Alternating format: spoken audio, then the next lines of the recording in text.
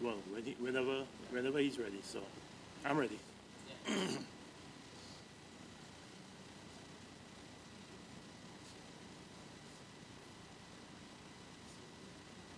rise after the arrival of the speaker.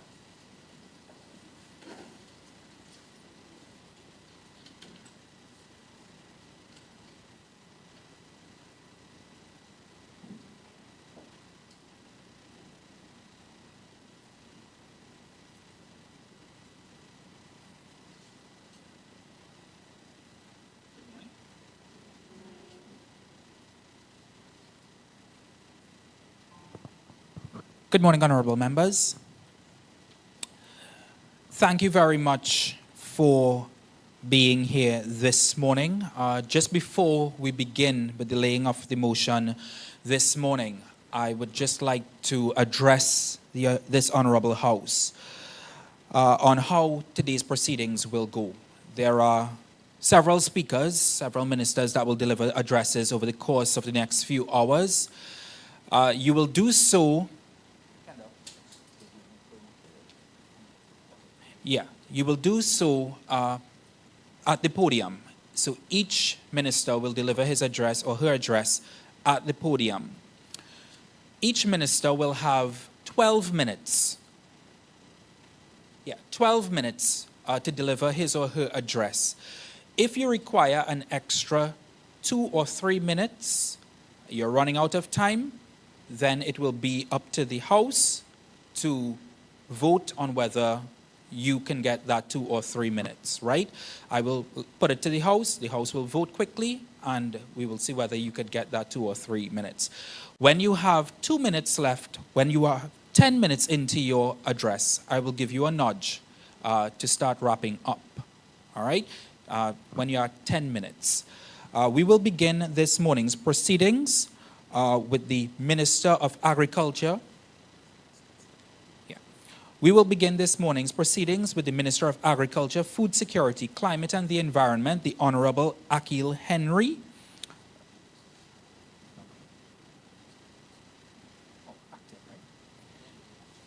Okay. So we will begin this morning's proceedings with the Prime Minister, who also holds the portfolio of the Minister of Agriculture, Food Security, Climate and the Environment, Akil Henry, to deliver the opening address. Ladies and gentlemen, you can be seated as we welcome the Honorable Prime Minister to lay the motion this morning.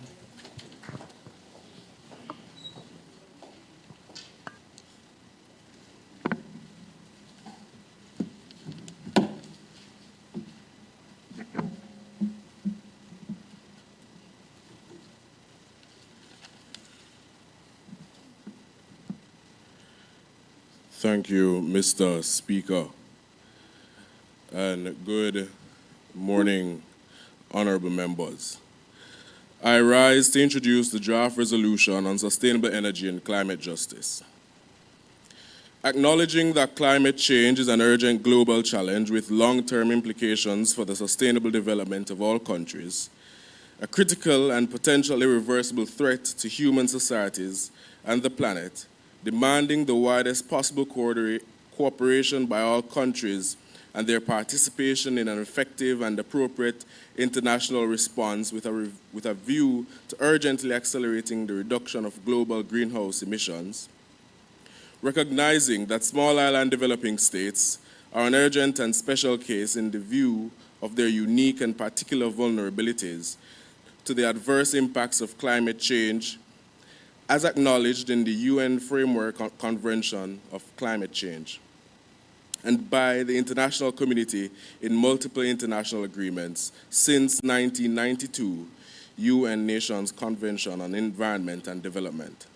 Observing that with global warming of over 1 degree Celsius, SIDS, including all Caribbean countries, are experiencing more weather and slow onset events, including more intense storms, heat waves, droughts, accelerating sea levels, coastal erosion, coastal bleaching, flooding, ocean acidification, sea temperature increase, mangrove degradation, inundation and salinization of coastal agricultural soils, and residential areas and other life-threatening impacts. appreciating that states continue to affirm the Universal Declaration of Human Rights, the United Nations Convention on the Rights of the Child, and all human rights instruments relevant to the protection, promotion, respect, and fulfillment of the human rights of all children and young people. Noting that states committed in the Paris Agreement to respect, promote, and consider their respective obligations to human rights, including the rights of children and intergenerational equity when taking action to address climate change. Reaffirming that the Human Rights Council Resolution 37.8, 35.20, and 40.11 address the rights of children and young people with respect to the environmental harm and climate change, and that a safe climate is a vital element for the right to safety, clean, and healthy and sustainable environment, and is essential to human life and well-being. Recalling that inter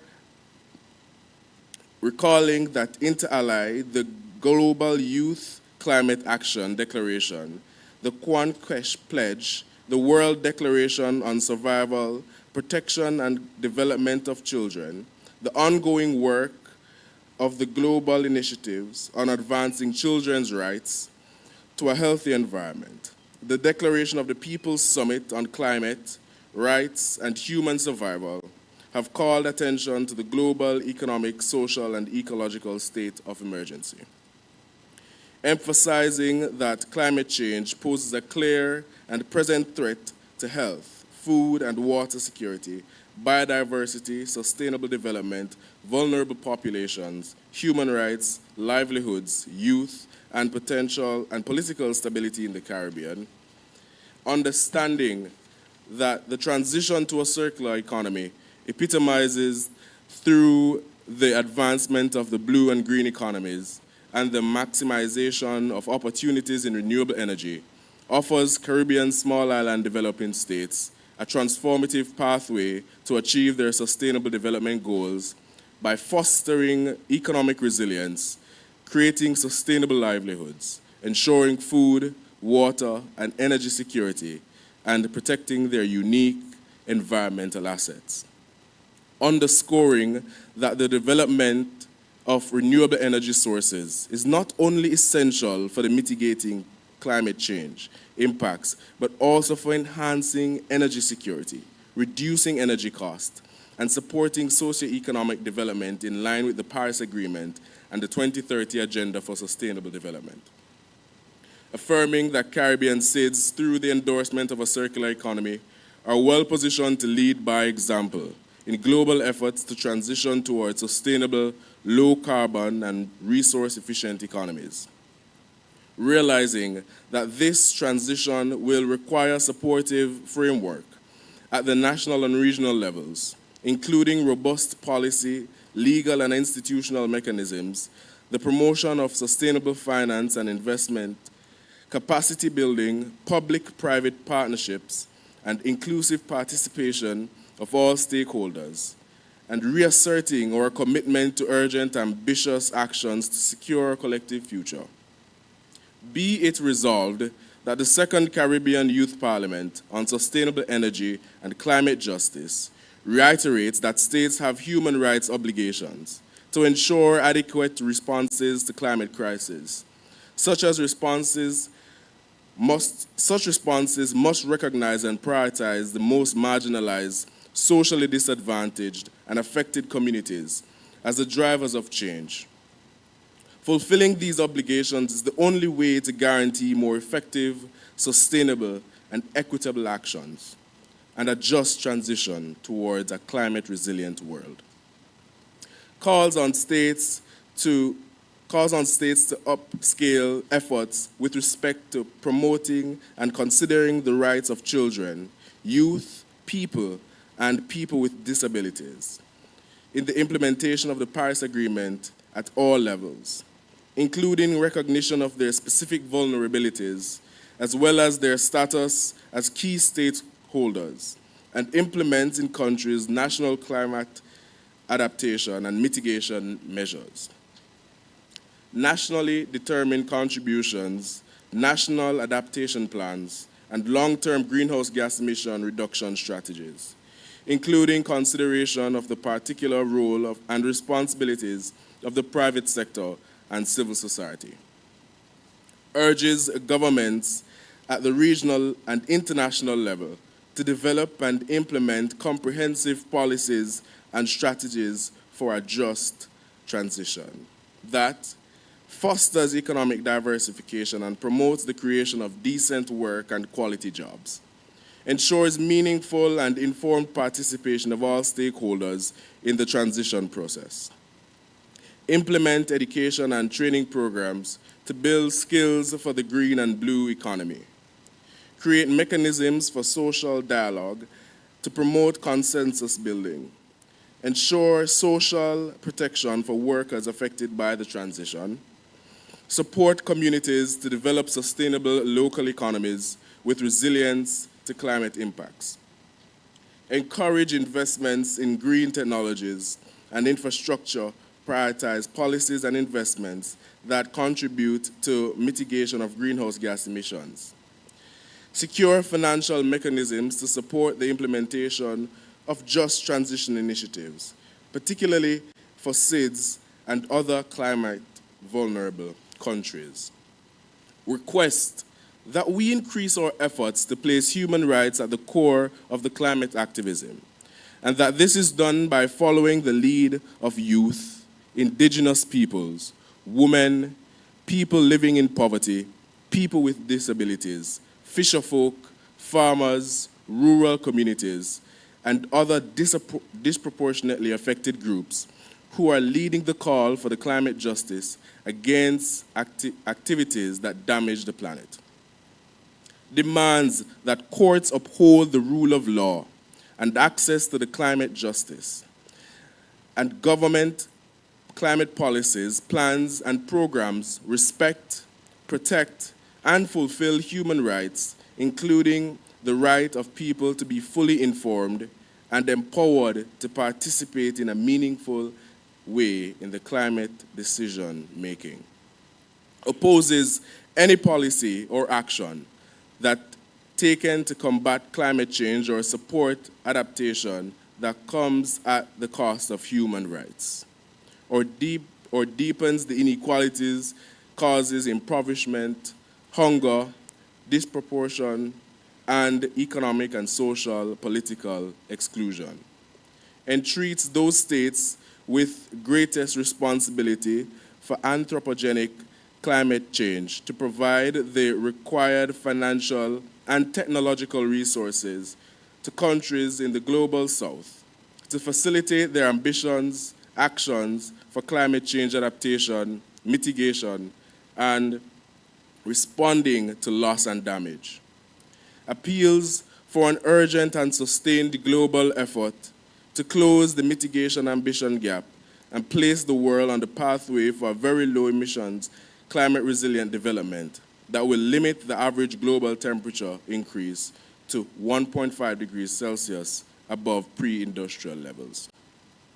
Issues an urgent call to parties to the UNFCCC and the Paris Agreement to agree to and endorse an accelerated phase-out of fossil fuels in all sectors, commit to a clear and rapid timeline for a cessation of all subsidies for fossil fuels, and to redirect these subsidies towards renewable energy and other sustainable, clean energy solutions in line with the principle of common differentiating energy solutions. Enhance international cooperation and facilitate the sharing of technologies, knowledge, and financial resources necessary to support the energy transition in developing countries, particularly those most vulnerable to adverse impacts of climate change. Ensure the full and meaningful engagement of all stakeholders, including private sector, civil society, indigenous peoples, local communities, and especially the youth, in the formulation of and implementation of policies for the transition to a low-carbon economy. develop and implement strategies that provide for decent work and quality jobs, reskilling and upskilling opportunities to ensure social protection and inclusion for those affected by the phase-out of fossil fuels, periodically review and increase the ambition of the nationally determined contributions to reflect the urgency of phasing out fossil fuels, and to ensure alignment with the 1.5 degrees Celsius temperature goal as stated in the Paris Agreement. Strive for environmental integrity, transparency, and accountability in all actions taken to phase out those fossil fuels, ensuring that such actions do not result in the shifting of emissions to other countries or sectors. Affirming that the accelerated phase-out of fossil fuels is shared global endeavor, requires solidarity, cooperation, and resolute commitment to our collective future and the future of our planet for present and future generations. Highlights the need for the international community to provide greater support to the Caribbean in its ongoing efforts to adapt to the myriad of multi-sectoral impacts of climate change, build greater resilience, and transition its economies away from the use of fossil fuels. Endorses the call of the United Nations Secretary General to all donors and international financial institutions to allocate at least 50% of their climate finance to adaptation. A balanced allocation for mitigation and adaptation finance is necessary to allow SIDS and other climate-vulnerable countries to address more frequent and intense climate impacts. Invites the international community to support the Caribbean community and in its drive to recapitalize the Caribbean Catastrophe Risk Insurance Facility as one of the premier mechanisms that presently addresses loss and damage in the face of more intense and extreme weather events exacerbated by climate change. Encourages the operational entities under the financial mechanisms of the UNFCCC and the Paris Agreement to articulate improved rules and procedures that will give developing countries, particularly SIDS, easier and quicker access to funding for projects and programs that improve the ability and capacity of these countries to address the myriad of impacts of climate crisis. Recommends that in an effort to change the development paradigm, Caribbean SIDS adopt integrated policy frameworks that incentivize a shift towards a circular economy, making optimal use of their natural, cultural, and human resources for sustainable development. The international community, including developing partners, provides technical, financial, and capacity building support to Caribbean SIDS in implementing strategies for the blue and green economies and renewable energy development. Regional institutions facilitate knowledge exchange, technology transfer, and collaborative initiatives that bolster the transition to a circular economy, ensuring that Caribbean SIDS can leverage their shared experiences and best practices. All sectors, including the private sector, civil society, academia, and others, engage in multi-level dialogues and actions that foster innovative solutions and entrepreneurial opportunities within the circular economy model. Regional markets for recycled materials and renewable products are strengthened, thus encouraging sustainable consumption and production patterns, as envisaged in Sustainable Development Goal 12.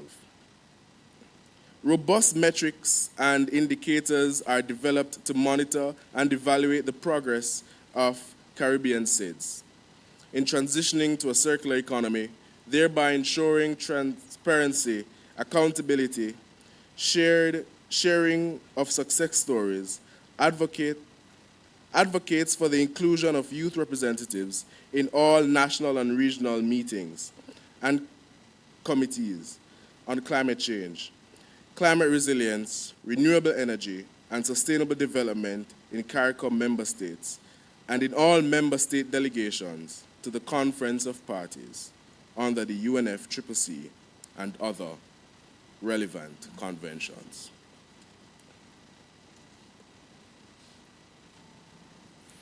Honorable Prime Minister, thank you very much. Honorable members, that is the draft resolution on sustainable energy and climate justice. I'll now welcome the Prime Minister, the Honorable Prime Minister, to deliver his address to open the debate. Prime Minister. Thank you, Mr. Speaker. Mr. Speaker, this injustice we face is profound.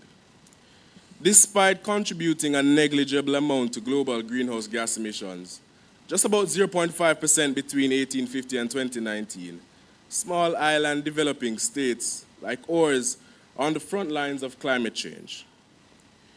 We are experiencing more extreme weather events, accelerated sea level rise, coastal erosion, coral bleaching, flooding, ocean acidification, and salinization of our agricultural lands and freshwater resources. These impacts jeopardize our food and water security, biodiversity, sustainability, development, and the livelihoods of our people. In an effort to frame the discussions to follow, allow me, Mr. Speaker, to define food security as outlined by the United Nations Committee on World Food Security. It is when all people at all times have physical, social, and economic access to sufficient, safe, and nutritious food that meets their food preferences and dietary needs for an active and healthy life. Mr. Speaker, food and nutrition insecurity persist in SIDS, with around 67.5% of the population living in moderate or severe food insecurity. You know, Mr. Speaker, very often we find ourselves being comfortable with percentages, but that represents over 43.9 million people in SIDS that are food insecure. Again, to add perspective, Mr. Speaker, that is as though almost every single person in the Caribbean region being food insecure. You, I, all the other members, or families, or friends, this is an issue that must become personal and emphasize the urgency of achieving Sustainable Development Goal 2. According to the FAO 2015, almost all Caribbean countries import more than 60% of the food they consume, with half of them importing 80% of the food they consume. And Mr. Speaker, it's only getting worse. The food import bill for CARICOM member countries was $2.08 billion in 2000 and $4.75 billion in 2018. That is a 228% increase in 18 years. Mr. Speaker, we ought not to be shocked, because what has also increased is climate change.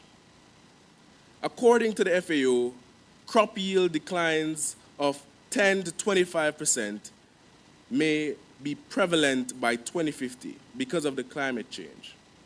Extreme heat, droughts, floods, saltwater encroachment due to rising sea levels, and storms harm agricultural productivity and cause food price hikes and income losses. As Thomas Sankara once said, "He who does not feed you cannot demand anything of you." This quote underscores the importance of food security and sustainability. Agriculture is integral in achieving true climate justice and resilience. Mr. Speaker, we have this warped notion of what agriculture is. But agriculture is more than just a man or a woman with a hoe. It is an intricate system of production, processing, and consumption, along which there are several inefficiencies at every single stage that can negatively impact our communities and environment. We must recognize that agriculture is both a driver of climate change, but crucial to the solution. Sustainable and climate-smart development in the agricultural sector requires frameworks that support the most vulnerable in our society.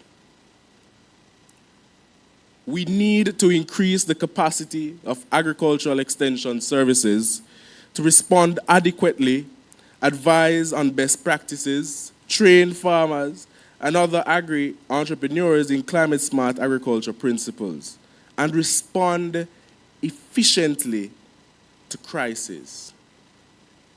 They must be able to establish early warning systems and conduct impact assessments, thereafter elucidating the mechanisms through which rehabilitation finance can be mobilized. We must also address, Mr. Speaker, agricultural waste. Establishing large-scale biodigestion facilities in major agricultural zones to produce renewable natural gas that can provide farmers with affordable fuel for their vehicles, homes, and machinery. Additionally, we must heavily incentivize the funding the transition from traditional farming practices to good agricultural practices, aligned with climate-smart agriculture. It is essential, Mr. Speaker, that we know we should reduce pesticide use, practice conservation tillage, but farmers cannot do it alone, Mr. Speaker. For there to be true sustainable and climate-smart development in the agricultural sector, there must be framework to support the vulnerable in the society. Mr. Speaker, we must understand that for there to be a buy-in in vigorous support for climate change action, there must be climate justice. The economic toll of climate change on our nation is staggering. A recent study estimates that without adaptation measures, climate change could amplify our present direct economy damages from coastal flooding by more than 14 times under high emission scenarios by the end of this century. Even if we achieve, Mr. Speaker, the 1.5 degrees Celsius target of the Paris Agreement, several SIDS will suffer economic losses that will correspond to considerable shares of our GDP, potentially leading to forced migration from low-lying coastal zones. Mr. Speaker, we cannot accept a future where our children inherit a world ravaged by climate change, a world where our islands are submerged, our economies are crippled, and our cultures are erased. We demand climate justice, and we call upon the international community to recognize their moral and ethical obligation to support us in our fight for survival. The resolution before us today is a clarion call for action. It acknowledges the unique vulnerabilities of SIDS and the urgent need for a just transition towards a climate-resilient future. It calls for recognition of our human rights, including the rights of children and young people, and the implementation of the Paris Agreement and national climate policies. As the resolution outlines, it demands that courts uphold the rule of law and ensure that climate policies respect the fulfillment of human rights. The resolution also underscores the importance of a just transition to a circular economy, epitomized by the advancement of the blue and green economies and the maximization of opportunities for renewable energy. This transition offers SIDS a transformative pathway to achieve our sustainable development goals, foster economic resilience, create sustainable livelihoods, ensure food, water, and energy security, and protect our unique environmental assets. However, this transition will require a supportive framework, Mr. Speaker. Robust policy, sustainable finance, capacity building, and inclusive participation of all stakeholders. We call upon the international community to provide the technical, the financial, and the capacity building support for the SIDS. And this is what is outlined in the resolution, Mr. Speaker. In implementing the strategies for the blue and green economies and renewable energy development. Mr. Speaker, we cannot afford to delay action any longer. The time for empty promises half measures, and the singular token solar panels is over. We must act with urgency and ambition to secure our collective future. We call upon all nations to endorse the accelerated phase-out of fossil fuels in all sectors and redirect those subsidies towards renewable energy and sustainable solutions. We urge the international community to provide the greatest support to the Caribbean. We are the most affected. We, the small island developing states, are the ones that are suffering the most. And therefore, in our efforts to adapt to the myriad of impacts by climate change, build resilience, and transition our economies away from fossil fuels, we need that support, Mr. Speaker. Honorable Prime Minister, 10 minutes. And therefore, Mr. Speaker, I reiterate my support for Clause 11 and endorse all the call for donors of international financial institutions to allocate at least 50% to their climate finance. We gather here today not just as representatives of our respective nations, but as stewards of our planet, bound by a shared duty to ensure the prosperity of our people and environment. As I stand before you today, I am reminding of the profound words of Martin Luther King, Jr., who said, "Injustice anywhere is a threat to justice everywhere." We face an injustice that transcends borders, one that imperils the very fabric of the earth. The climate crisis. This is not merely an environmental issue. It's a matter of justice, equity, and human rights. The climate emergency threatens to unravel decades of progress, exacerbating inequalities, and placing the most vulnerable among us in peril. For small island developing states, the communities within them, we are witnessing rising sea levels swallowing our lands, increased weather decimating our crops, and unprecedented disaster displacing our people. The resolution we support today is more than just a document. It's a declaration of our commitment to climate justice.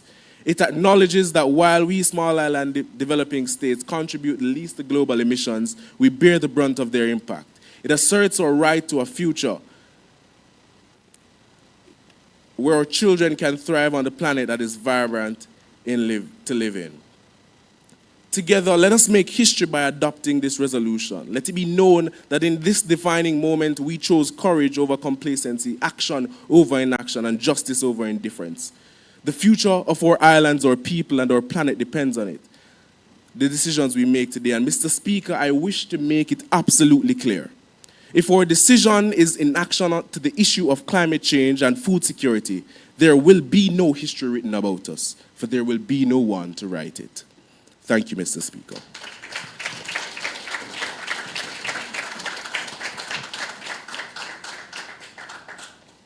I rise to recognize the Minister of Finance and the Economy, the Honorable Nakasi Kisu.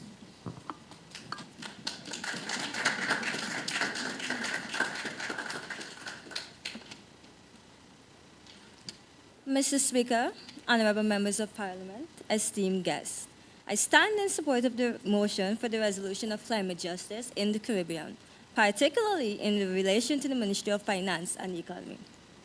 Mr. Speaker, the window to tackle climate change is closing more and more each day, with impacts on the regional economy proving deadly. Before I get into the meat of my presentation, allow me to share two definitions to ensure that we're all on the same page. Gross domestic product, also known as GDP, is the value of all the final goods and services produced in a country within a particular year. Economy is the system of trade and industry by which the wealth of a country is made and used. Now that we've gotten that out of the way, according to Nelson and others in 2009, nearly half of the economically active population in developing countries rely on agriculture for their livelihoods. The effects of climate change are likely to threaten both the welfare of populations and the economic advancements of these economies, as it confronts a host of indirect effects potentially made worse by developing challenges. These challenges include low economic growth, high poverty, inequality, and fiscal vulnerabilities. The OECD in 2010 stated that output losses brought on by rising temperatures are probably to come from intensified severe events, droughts, floods, heat waves, and windstorm, which all will have an impact on GDP. Cattle and other livestock suffering significant losses as a result of thermal stress brought on by abrupt temperature swings and droughts. These conditions increase mortality and reduce reproduction rates, while extended dry spells in other geographical locations enhance insect-borne illnesses as wet vegetation encourages the growth of bacteria. I said all of this to say, Mr. Speaker, that it is believed that the biggest threat to food security is climate change. Mr. Speaker, primary agriculture makes up 10% of the Caribbean GDP on average, contributing to 30% of employment, especially in agricultural regions, and is a major source of income and export revenue for many nations. Today, farmers comprise of traditional small subsistence farming, utilizing traditional farming methods, which are usually labor-intensive and rain-fed systems. A recent study finds that low and middle-income countries suffer an average loss of 2.1 and 3.7% of GDP points in the aftermath of climate-related disasters involving high human mortality, and that growth rates in later years are unable to sufficiently compensate for those losses. Moreover, poorer countries with less diversified economies are less able to observe geographically localized shocks by shifting funds and resource sectors between regions. In simpler terms, Mr. Speaker, there will be serious consequences for nations who are already dealing with debt and budget deficits.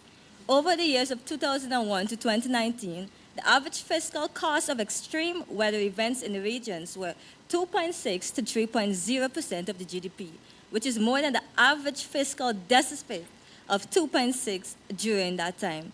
Moreover, according to a study in 2020 by the UNDP, found that climate change damages in the Caribbean are projected to increase from 5% of the GDP in 2025 to more than 20% by 2100, if no regional action is taken to mitigate and adapt to climate change.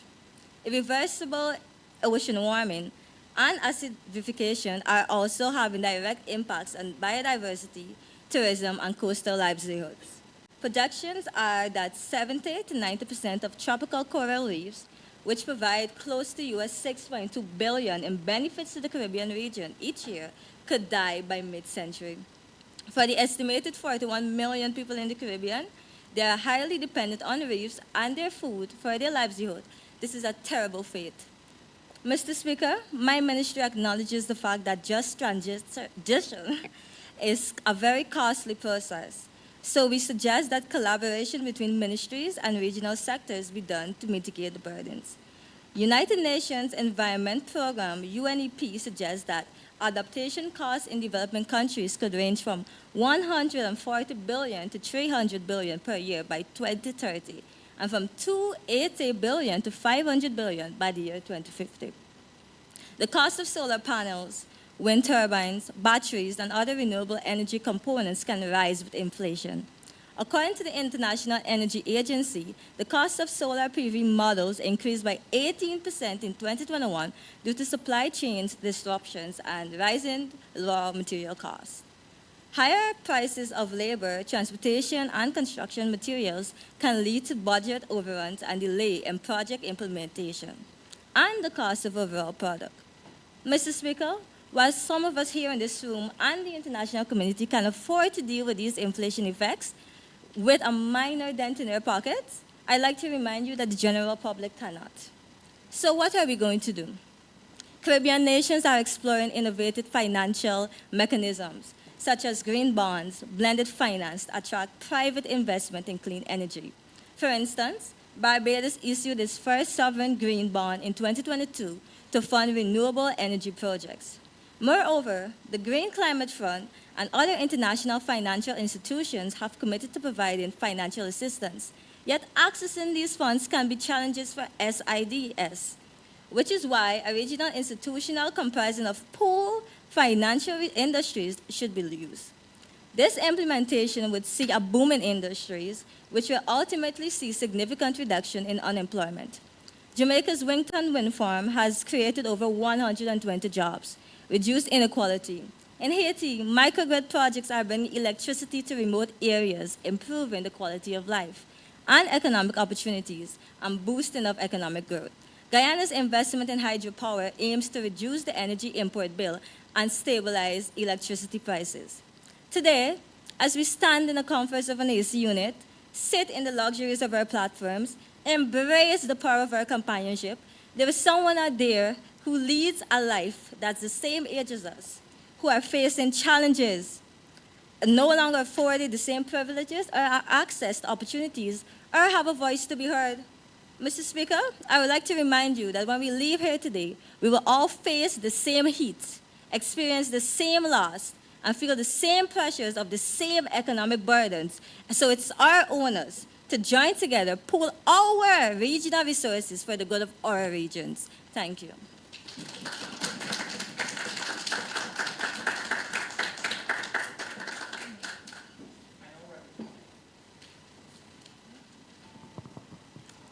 I now recognize the Minister of Energy and Energy Affairs, the Honorable Zendeni Bibi.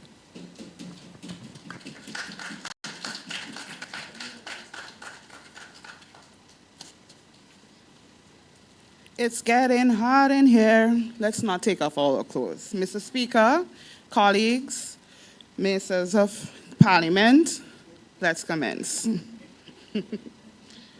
Transitioning from fossil fuels towards sustainable energy is the only way to stop the rate of global temperature rise, stated by the United Nations Development Programme.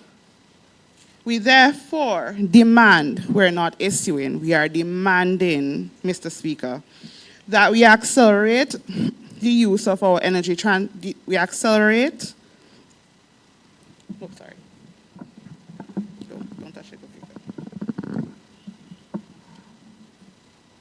We therefore demand the acceleration of our energy transition, carbon financing for the development and enact early access to energy efficiency and resilience throughout our region. Wind, water, fire, earth. Those are all things that we would reference from Avatar. Funny enough, that's what we need to move forward with. The chant 1.5 to stay alive reigns supreme. The goal is to slowly phase out the use of fossil fuels by 2050. Based on the UNFCCC report and the Paris Agreement. Sorry, I have just a little bit of allergies. However, with ever increasing demand for energy by developing and developed countries, the timeline needs to be brought forward to 2040. According to the International Agency for Energy, or the IEA, Norway, an energy-rich country, we should have a fellow brother in the Caribbean in the state of Guyana, they mirror Norway in this case, has sped up their timeline from 2025, where they are currently in this year, 2024, able to power 87.5% of their energy utilizing green tech. They are the largest producer in Europe of oil and gas. However, they supply only This export 92% of this energy and utilize 87% of this energy via electricity and the other 13% from varied renewable resources. Again, Norway is rich in hydroelectricity, just an aside. A small island developing states, or SIDS, have the luxury of heavy access to varied technologies, whether it be solar PV, wave energy, offshore wind, and biogas. Mr. Speaker, we have consulted with the experts. We've seen reports from CCRE. We've heard CARILECT. We've listened to our people and the other experts. The time for depending on pipeline dreams has expired.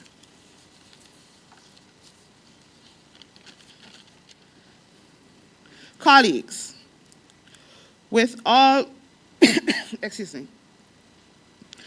with all we have going forward, we can't afford to be in a global world where we require 12.7% of annual development assets. That's $12.5 trillion in annual assets or spending My lovely colleague already stated her budget. I was told I was only being given 1.5 billion for the region. I don't know how we're going to work on that, but we need about 12.7% globally, 12.7 trillion globally just to move forward, to meet up our current demands. Previously, it was projected at $9.2 trillion, but we've needed another 3.5. So, Miss, we'll need to adjust that 1.5 billion.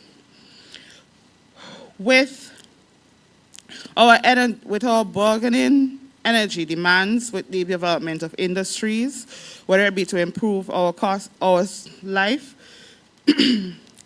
increase our manufacturing of products or supply local services, we do require energy. Everything requires energy. We're no longer in a potential state, we are ever moving. We will no longer be able to exist. Mr. Speaker, honorable members, I urge that we take up varied resources of funding available by Green Climate Fund, the various international organizations, or in some cases, soft loans to be able to afford this movement. The UNFCCC has already looked at case studies such as Norway and Bangladesh in 2019 to support these claims. Study of Bangladesh fiscal year also showed that they're moving to 25% by 2025. I say we move forward as the same. 25 by 2025. I move that we adopt the variable Articles 9, 10, and 11 in its entirety. In 2025, picture this, the Earth 613 post-split, where energy is primarily supplied to the elite. The scraps are trickled down to the disenfranchised. There are limited resources available. We could just look at Marvel or the Hunger Games for that. The UNDP Sustainable Development Goals states that energy access should be reliable, sustainable, and modern for all. Mr. Speaker, the average inflation rate globally is 4.7%, rising gas prices every year, whereas the cost for renewable energy is upfront, may not be as affordable at this point in time. We could start small. Maybe we will move with just 25% by 2025 as an adoption. I move that we also adopt this statement. Our brothers and sisters from St. Vincent, slogan for VINLEC. At VINLEC, we power your world. I suggest we use this statement. In the Caribbean, we power your world with renewable resources only. I thank you.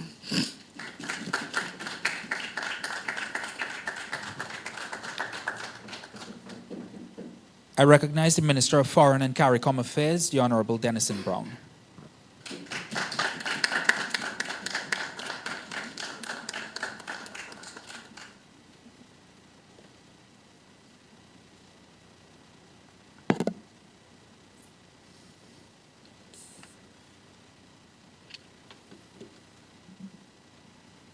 Thank you, Mr. Speaker. Honorable Speaker, esteemed colleagues, and distinguished guests, I stand before you today as a representative of our shared future to address a crucial aspect of the resolution on sustainable energy and climate justice. In the face of escalating climate crisis, it is imperative that we come together as a global community for all. A global community united in our resolution to combat climate change and secure a sustainable future for all. Global solidarity is not just a lofty ideal, it is a practical necessity in the fight against climate change. The impacts of climate change knows no borders, affecting communities and ecosystems worldwide. As we have all seen, climate change can affect countries that have not done anything to climate change or affected the climate change in the aspect. As parliamentarians, we have a responsibility to foster solidarity among nations to collaborate across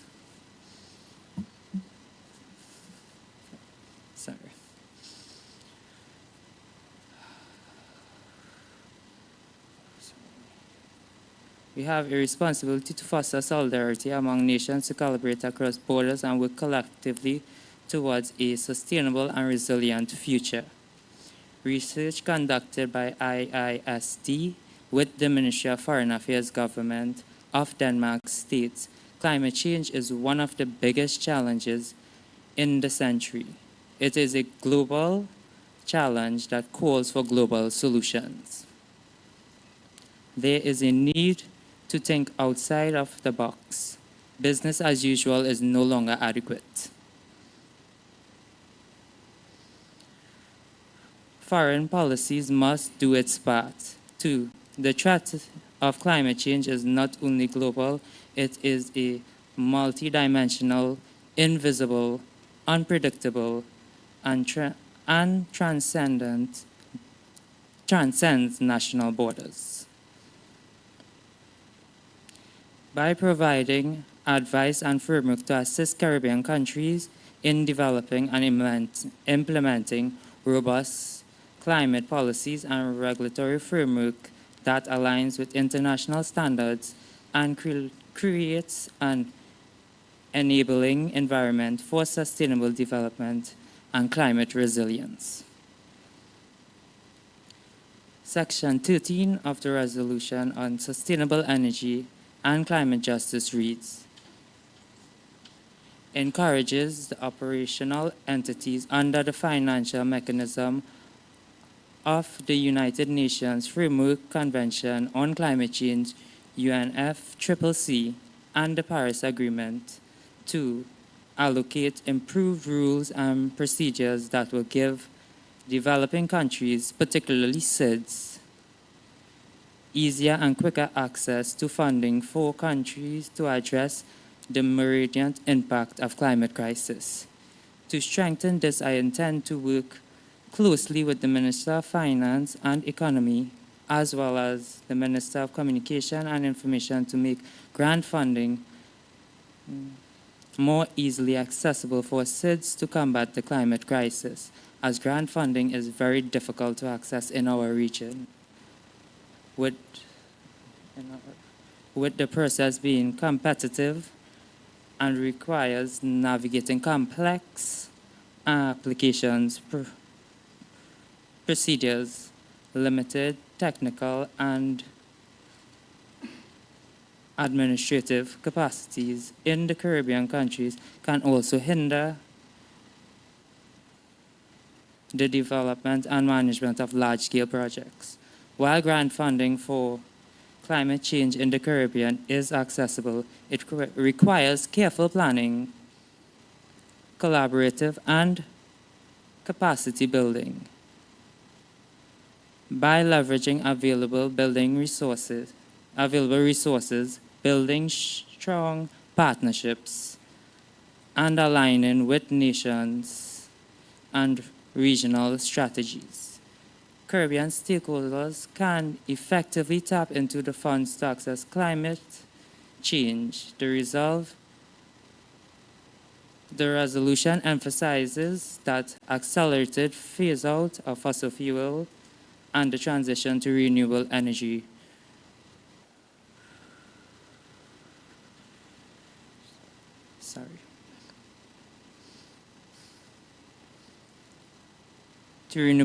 sources requires a shared global endeavor. This is a call to action for all nations to set aside their differences and emphasize the well-being of our planet and future generations.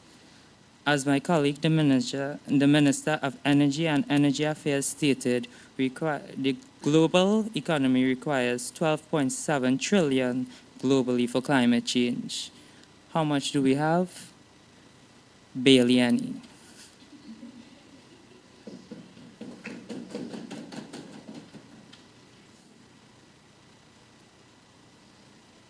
This is a call to action for all nations to set aside their differences and prioritize the well-being of our planet and future generations.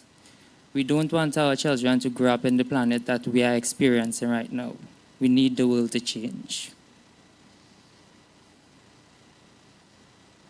It is a reminder that consequences of inaction will be borne by all, regardless of geological location, economic status. Commitment to our collaborative future and future of our planet. This commitment entails accelerated phase-out of fossil fuel, enhanced international cooperation, stakeholder engagement, and commitment, and are not just words on paper. They are guiding principles.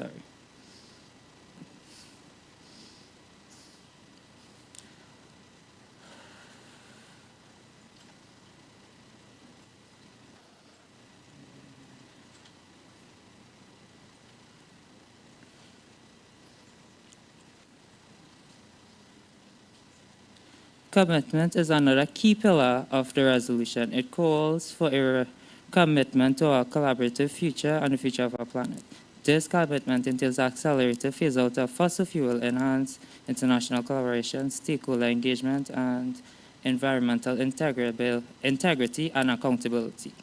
In conclusion, global solidarity and commitment are not just words on paper. They are guiding principles that should inform our actions, decisions. As parliamentarians, let us stand together, let us act decisively, and let us forge a path towards a more sustainable, just, and resilient future for all. Thank you for your attention.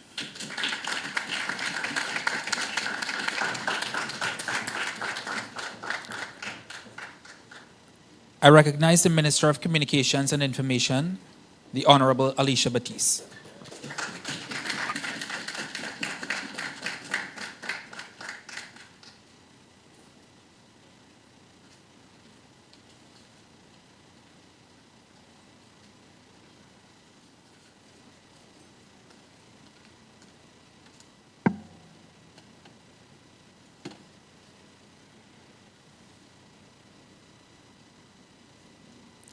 Good morning, and thank you, Mr. Speaker. Good morning to all ministers and members of the public present here today. I stand in complete accordance with the resolution presented here this morning.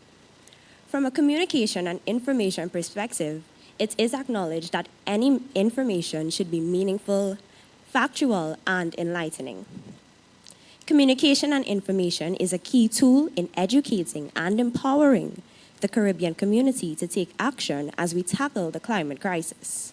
As stated in guidelines produced by the United Nations Department of Global Communications, everyone can play a part by raising their voice, sharing solutions, and advocating for change, shaped by different experiences, cultural contexts, and underlying values.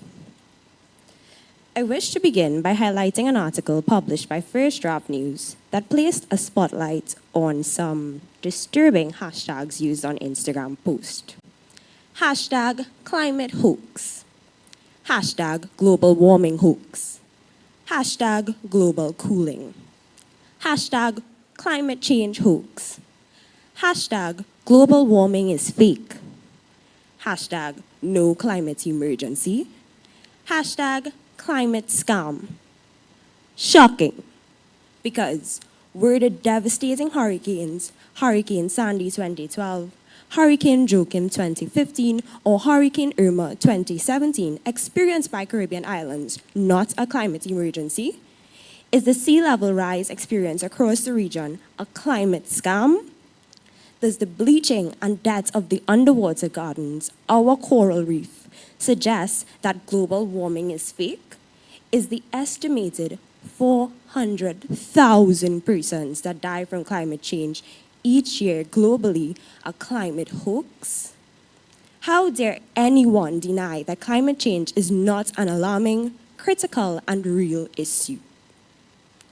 As the window of time to address the climate crisis shortens, there is a disease that threatens our efforts to positively tackle climate change. The modern-day disease that is misinformation. Misinformation is one of the biggest obstacles faced in this fight against climate change. It deceives and misleads those in our communities, resulting in delayed and non-cooperative climate action. Through policy, telecommunication, broadcasting services, print media, and social media, governing bodies have a responsibility to ensure that factual, accurate, and informative information is shared with citizens of Caribbean small island developing states. This will result in full and meaningful engagement of stakeholders to facilitate a smooth energy transition. The role of communication and information is without a doubt relevant in advocating for the most marginalized and vulnerable groups, as well as in bringing awareness to accurate and up-to-date climate-related issues and information.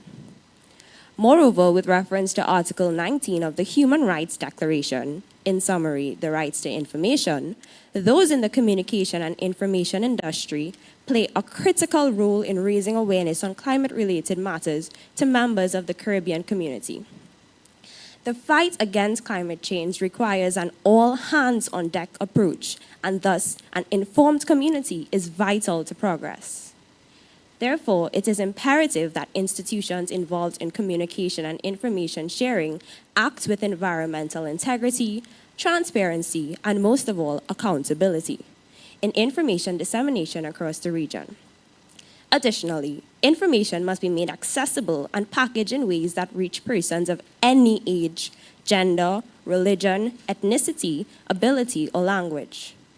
The communication and information institutions across the region are committed to ensuring that the human right to information is not compromised for any individual within any Caribbean small island developing state.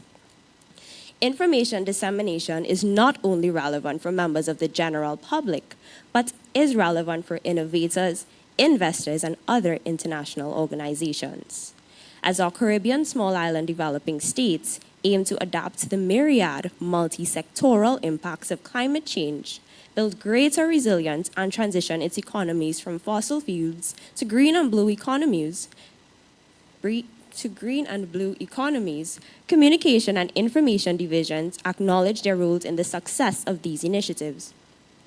Reporting and information is relevant for our innovators, investors, and international bodies, as this fight cannot be won without their cooperation. Information sharing aids in clearly demonstrating the issues faced by Caribbean small island developing states that are not climate hoax, and elucidates the need for support from external parties. According to the World Bank blogs, a high debt burden constrains the fiscal space that SIDS have for investments in climate change adaptation.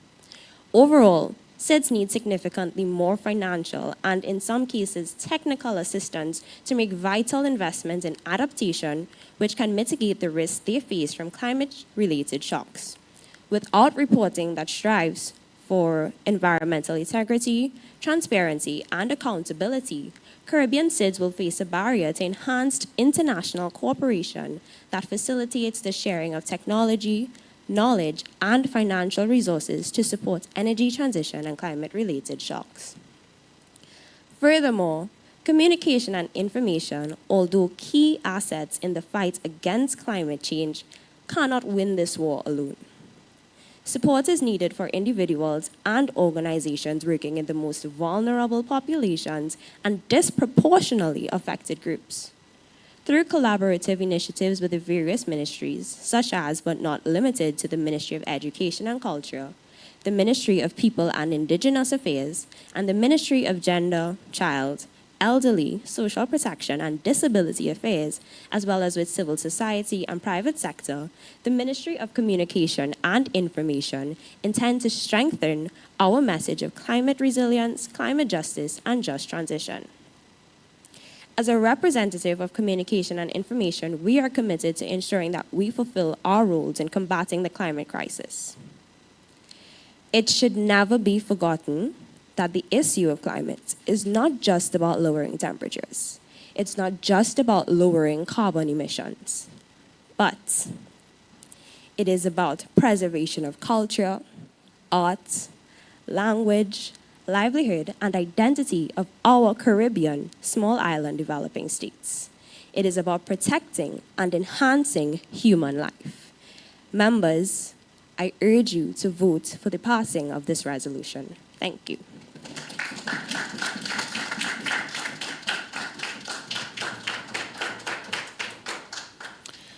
I recognize the Minister of the People and Indigenous Affairs, the Honorable Gary Auguste.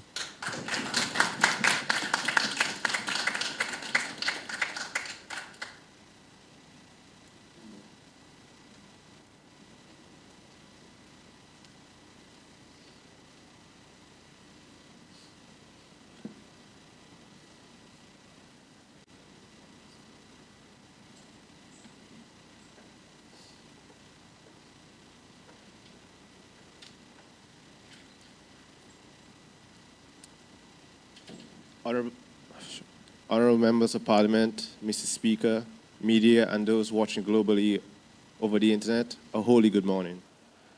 I would like to thank the other speakers before me for their important contributions so far. Today I rise to address an issue of critical importance, the climate emergency that threatens the very foundation and fabric of indigenous communities among our dear region. Thank you. Thank you. Indigenous peoples of many nations have endured years of systematic discrimination and displacement from their ancestral lands. These injustices are further exacerbated by our current environment. And while we indigenous peoples are somewhat inured to the risk associated with our multi-hazard environments, we are particularly vulnerable to the effects of this escalating climate emergency, which has brought unfair and unprecedented climatic conditions. Yes, climate change affects everyone, regardless of race, origin, or status. But let us not be naive. In this war, some stand on the fortitude walls of privilege, while indigenous communities, like mine, find themselves thrusted to the front line. Often, my brothers and sisters, civilized and non-contacted alike, inhabit ecologically sensitive and biodiverse rich areas, coastlines, mountain ranges, mangrove forests. All are highly valuable to the impacts of climate change, such as rising sea levels, melting glaciers, and extreme weather events.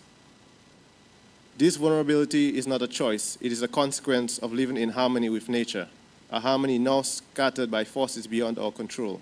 To make matters worse, we are often left less equipped to adapt the swift and harsh changes taking place in our surroundings. Today, I echo the plea of my indigenous fellows. Our traditions and practices honed over millennia are under siege. Our very existence hangs in the balance. Climate change displaces indigenous people across the world. While colonization and different migration flows in subsequent decades meant the disappearance of entire communities, Caribbean indigenous people and tribes remain a vital and vibrant demographic group in the region. Today, indigenous peoples and tribes are primarily located in Belize, the Maya and the Garifuna, Suriname and Guyana, a combination of 9 indigenous tribes, French Guyana, the Lukuno and Wayana, to name a few, and Dominica, the Kalinagos. Climate change-induced displacement of indigenous communities is a multifaceted challenge. Apart from the evident environmental threats from dying coral reefs and burning forests, forced relocations also result in the erosion of traditional governance and cultural practices and religious beliefs.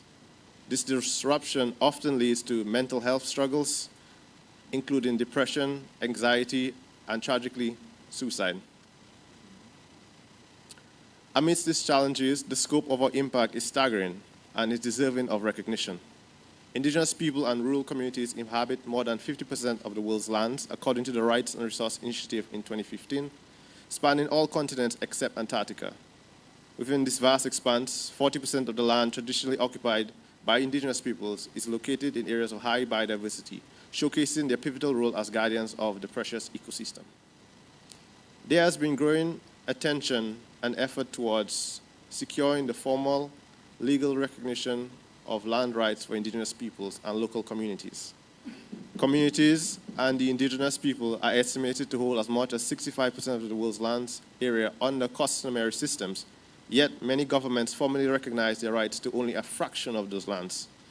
This gap between what is led by communities and what is recognized by government is a major driver of conflict and disrupted investments, environmental degradation, climate change, and cultural extinction. These numbers speak to the urgency of understanding and addressing the unique challenges faced by the indigenous community in the face of an evolving climate landscape. As we navigate the unique challenges by indigenous communities worldwide in Pakistan, Bangladesh, Cameroon, Guyana, Belize, and Dominica, just to name a few, it is essential to recognize that they are not isolated incidents, but a part of a broader global pattern.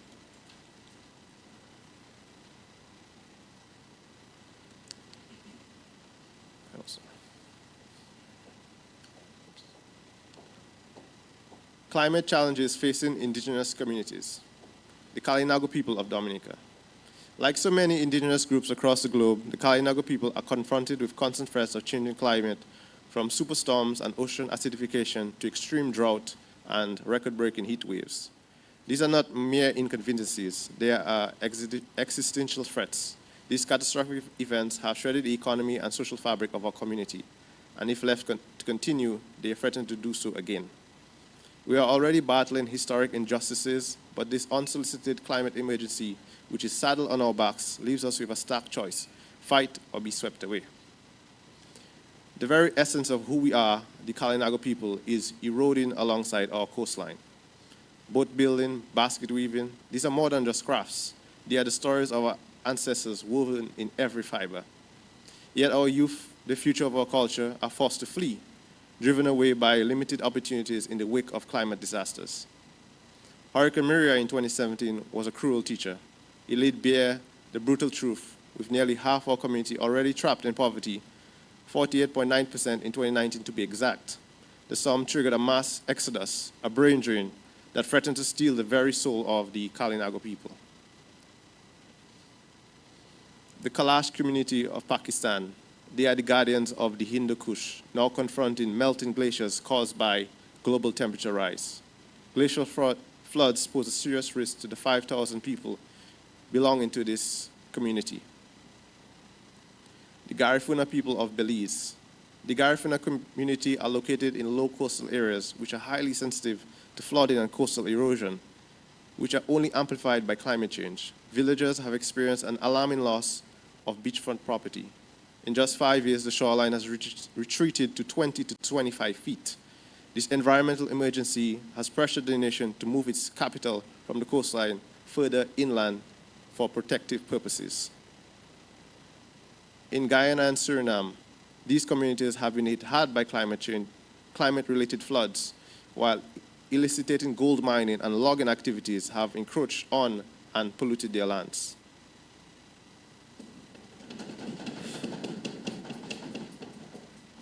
Why indigenous knowledge must be at the center of climate policymaking. Indigenous communities bring a wealth of traditional practices, adaptive strategy, and a profound understanding of their ecosystem. This knowledge shaped over centuries can guide policies that are not only effective, but also respectful of diverse ways of life. Equally important is the need to actively listen and learn from those directly affected, ensuring their voices shape the policies intended to support them. The Kalinago Chief of Dominica should have a voice in Parliament. As I stand here today, it should be my Ubuntu representing my people right now.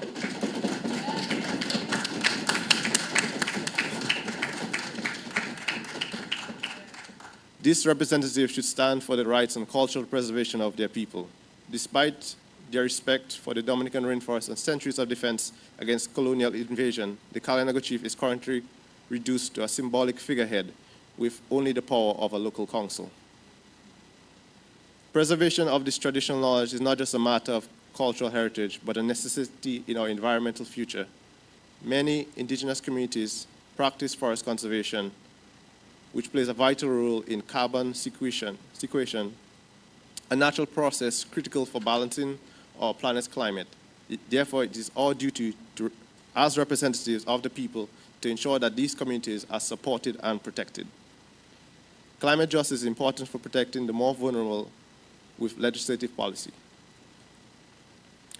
For example, the Te Tota versus New Zealand case is a significant legal case that addresses climate-induced migration and its implications for international environment and human rights law. I stand before you today to discuss the crucial case of Ione Te Tota, a man from Kiribati who fled for asylum in New Zealand in 2011. His claim was grounded in the belief that climate change, with its rise in sea levels and other related impacts, had made his homeland uninhabitable, a risk to his life and his family's. However, New Zealand denied his claim, stating that the threats posed by climate change did not meet the criteria for refugee status as defined by the 1951 Refugee Convention. This decision ignited a critical discourse. It raised vital questions about whether the efforts of climate change, such as rising sea levels and environmental changes, could be considered grounds for granting refugee status under international law. Not only did this case question the definition of refugee under the 1951 Refugee Convention, but it also threw into the sharp relief that the question of whether states have a legal obligation to provide protection to individuals placed due to climate change-related factors, even if displacement does not fall under the traditional definitions of persecution. Honorable Minister, 10 minutes. Despite the ruling in the Te Tota case, the principles that emerge from it are persuasive. They act as a litmus test, especially given the issue that the country is an archipelago, which means that all other chains can also be affected. The indigenous people recognize the impacts of climate change and want to be heard by our region's leaders, who have the power to make change. They have expressed the need for nations to adopt and study their traditional practices before they are lost. It is truly devastating. It is truly a devastating irony our planet's most effective guardians are being punished by the impacts of small few who are destroying the earth. This is not a future we can accept. We need action, not apathy. We need climate justice, not empty promises. Thank you.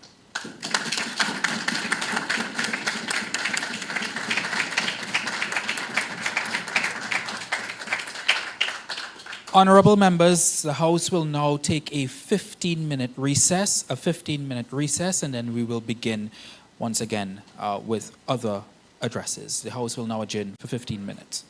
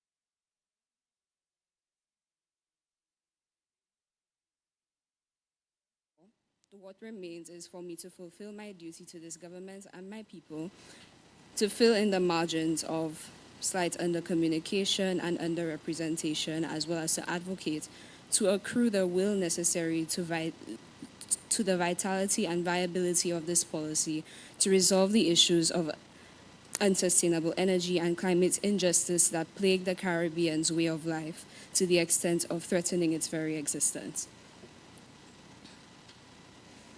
If it's one thing I've learned from my instruction in planetary environmental health, sustainable energy and climate justice throughout the course of the past few weeks, maybe month, it is that it is necessary for the way we operate to be reciprocal and not exploitative. So to that end, I wish to give before I solicit your cooperation.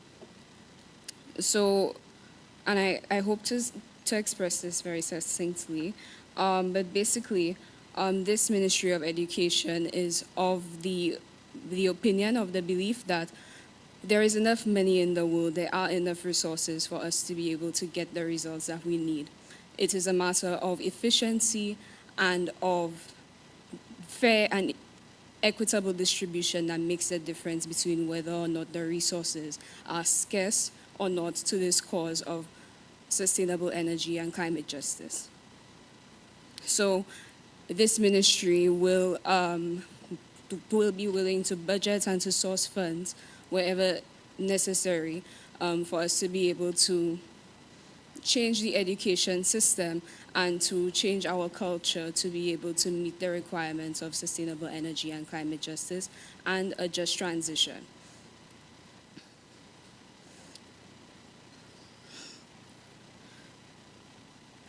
We also believe that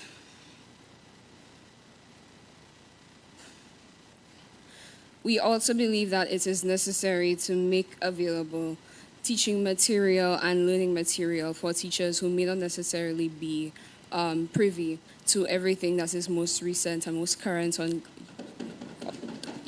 sustainable energy and climate justice. And we do not believe that it is fair or it is equitable or necessary even for us to leave that burden on the teachers for them to source out for themselves. Further, we will have assessments for to ascertain the average knowledge on national, regional, and planetary health of each of our teachers. And we will consult with them, with the administration in the ministry as well, to come up with a plan as to how we will go about changing the curriculum, as we understand that teachers generally have an issue with the fact that, sometimes we just stay in our like ivory towers in the ministry and just switch things around and they're just scrambling to respond. We will also increase access of teachers to the Caribbean Studies Association so that they can remain current on the cutting edge of research on the environment, on ecology, and other research that emerges from the Caribbean and about the Caribbean that could lend to their ability to produce more knowledge in those realms and also to direct their students in the direction of sustainable energy and just transitioning. On the recent matter of CXC's struggle to supply the Cape agricultural science courses to students, this ministry is looking into the feasibility of guaranteeing farmers a market at their local schools as a means of ensuring food security for students, which also lends to their ability to perform and to perform to their fullest potential. And we would also like to ensure that our farmers have stable income. So to that end, we would like to make sure that we lend to that ability for them to find a market and a purposeful market for their produce. And on to the ask, what I am asking for your cooperation on. The resolution at hand, sorry, oh my God. It would be remiss of me as the Minister of Education not to recommend that the resolution be amended to explicitly acknowledge the wealth of Caribbean-produced knowledge of its environment, its importance, and the violence that is leveled against it, and by extension, the people consequently and concurrently with that violence. This is to say that I would like to make it clear that it was SID's empirical and creative inquiry and documentation that led to the establishment of the international agreement cited in the resolution, and whereas the resolution inadvertently expresses this as if it was the UNFCCC, for example, that was the author of, the recognition of SID's plight when it comes to climate change. Therefore, I speak to the second paragraph of the draft resolution, which expresses, and I quote, recognizing that small island developing states, SIDS, are an urgent and special case in view of their unique and particular vulnerabilities to the adverse impacts of climate change, as acknowledged in the United Nations Framework Convention on Climate Change and by the international community in multiple international agreements since the 1992 United Nations Conference on the Environment and Development, unquote. Granted, this resolution, if it actualizes our aspirations for it, will eventually be an international resolution, hence its specific reference to international agreements. However, there is no better time than now to assert the Caribbean as a region that is both worthy and capable of scientific inquiry and artistic muse on the world stage, especially to bolster and materialize our stance expressed in the, just now, I just want to make sure, the paragraph which affirms that, and I quote, Caribbean SIDS, through the endorsements of a circular economy, are well positioned to lead by example in global efforts to transition to a sustainable, low carbon, and resource efficient economies, unquote. We should have the goal to amend the resolution as follows. Recognizing that small island developing states, SIDS, are an urgent and special case in view of their unique and particular vulnerabilities to the adverse impacts of climate change, as acknowledged in various empirical studies and creative works on or by SIDS, and as acknowledged by the United Nations Framework Convention on Climate Change and by the international community in multiple international agreements since the 1992 United Nations Conference on the Environment and Development, unquote. So basically, just to ensure that we're all on the same page, this amendment seeks to make very clear the chronology and the causal relationship between Caribbean studies and arts to Caribbean advocacy and to international agreements being born from that advocacy. And on the aspect of my portfolio that speaks to culture, I might accidentally veer into the territory of economic development as well, and possibly a little bit of local governance, but I will tread properly. But it's just that these concepts are very difficult to separate from culture. I'm happy that my colleague with the responsibility for people and indigenous peoples spoke to much of what I intended to speak to, but just to lend some more voice to the plight of the indigenous peoples that is also quite similar to the plight of the most marginalized in our communities. Land ownership is a very serious issue that makes it very difficult. That makes it very difficult for people to even be able to identify with the environment when your very most fundamental needs are in jeopardy on a constant basis, when you are constantly hungry, when you are constantly thirsty, when you are constantly unsafe and don't have any secure shelter. You don't have time for you to think, well, the flowers and the birds and the bees, right? Especially in the case of our urban poor who might be living in shanty towns. And don't mind you, these shanty towns are typically located below sea level and would be the first to possibly be wiped out or to be displaced if our sea levels had to rise to a catastrophic level. Honorable Minister, 10 minutes.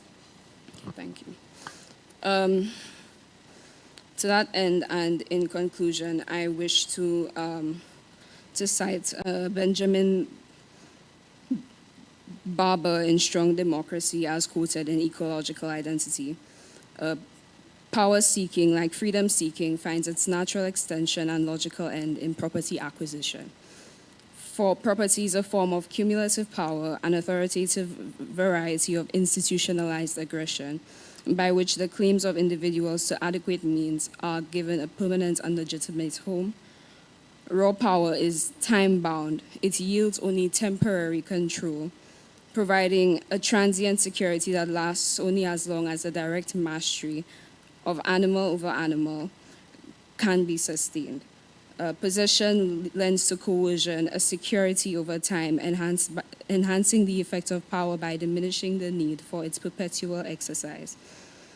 What we merely need from the common environment, we must beg, borrow, or take over and over again at continuous risk. What belongs to us, we only have to protect and use at much less risk. So what this means basically is that, in fact, not what this means. What inspired me to speak on this is the fact that land ownership is a recurring issue.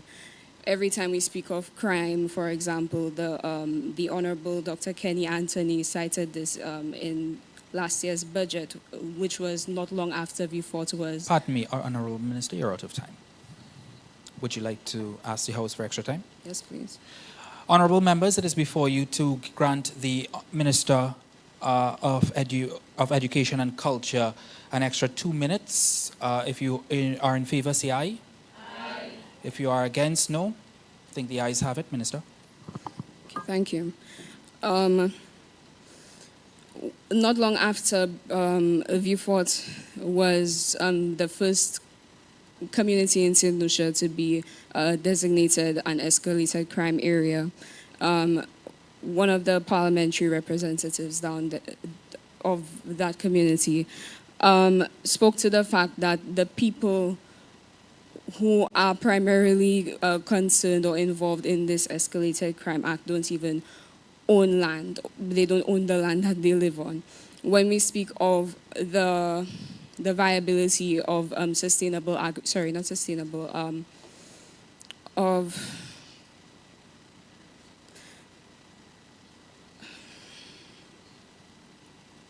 of home agriculture, home gardening to solve the issue of food insecurity, it's always mentioned that, oh, well, the people who cannot afford to eat don't have land. Big surprise.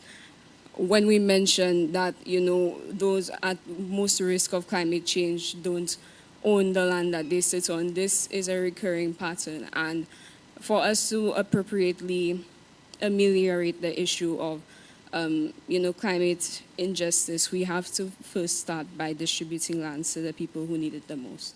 Thank you.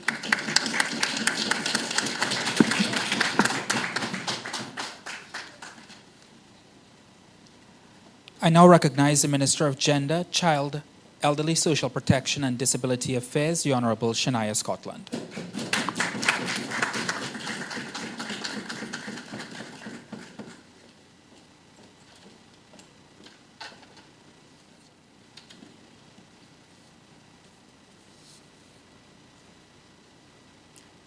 Thank you, Mr. Speaker.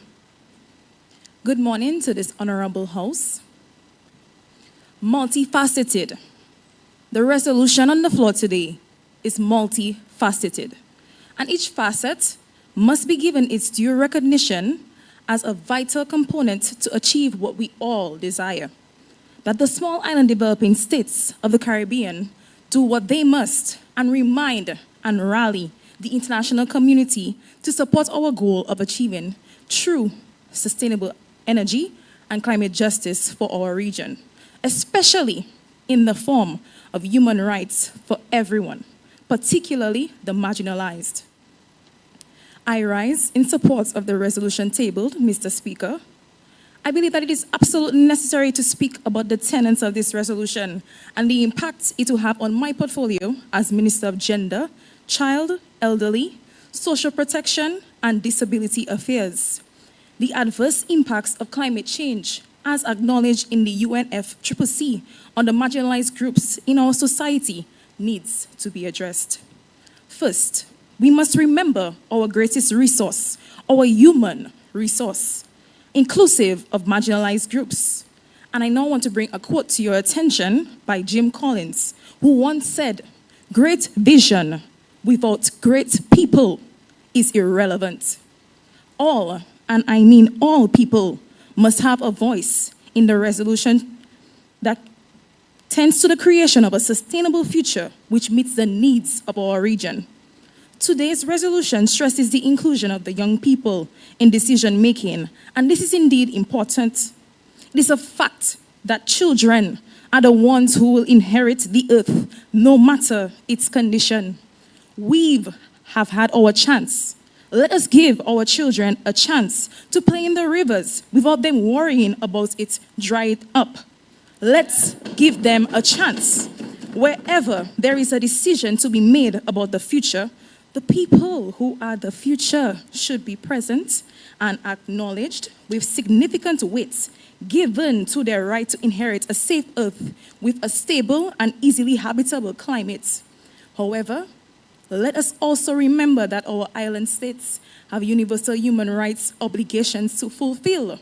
They must ensure adequate responses to the climate crisis, which includes recognizing and prioritizing the marginalized, socially disadvantaged, and affected communities as implementers of meaningful change. Mr. Speaker, today's resolution could benefit from engaging the elderly, a priceless demographic group whose wisdom is insightful and necessary.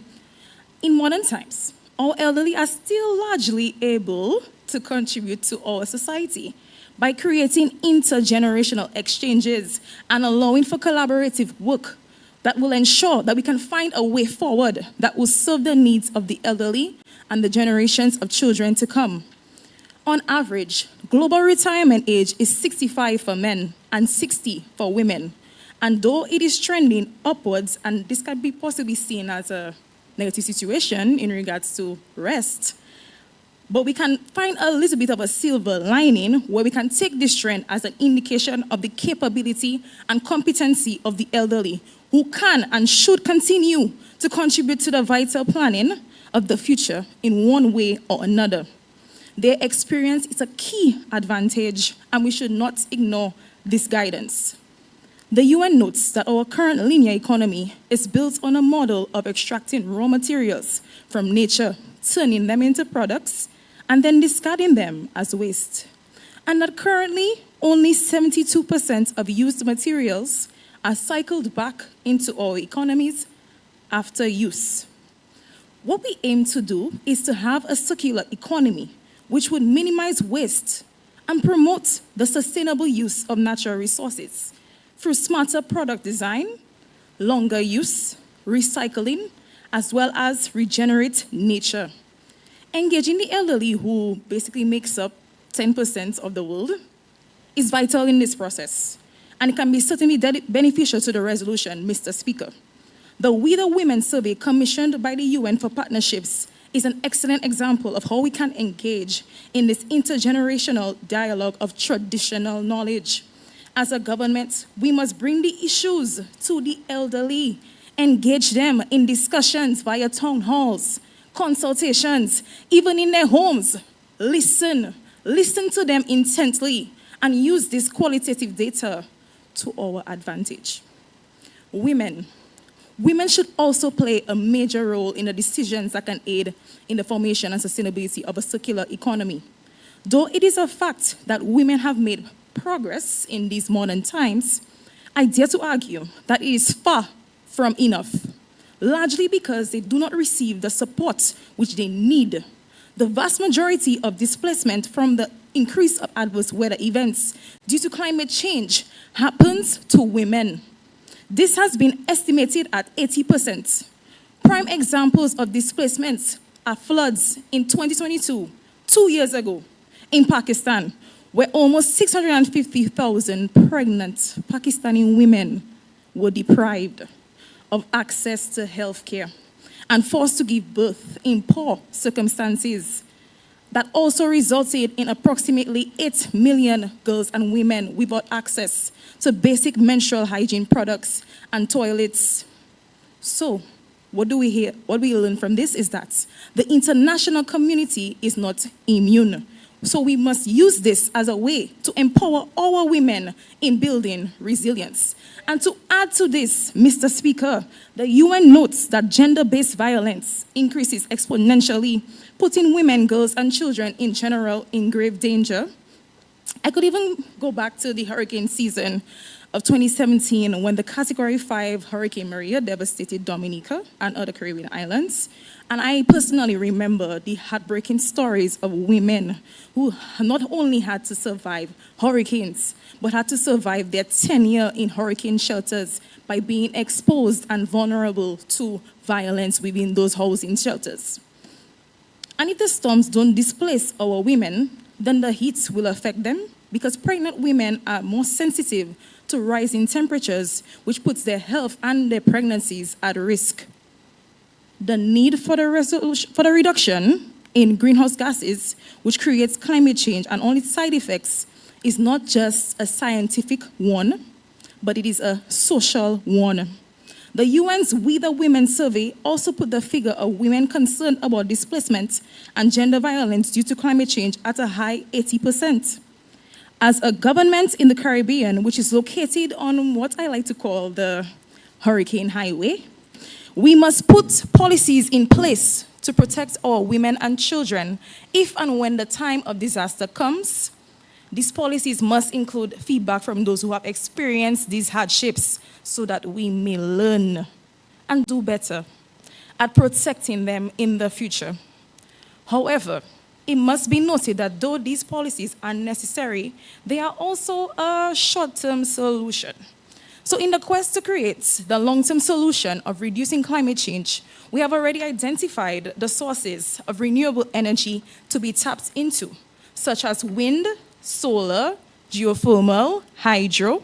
We have also identified the potential sources like wave, tidal, ocean thermal energy conversion, and green hydrogen, which harnesses the power of water to create a clean version of hydrogen gas to produce energy.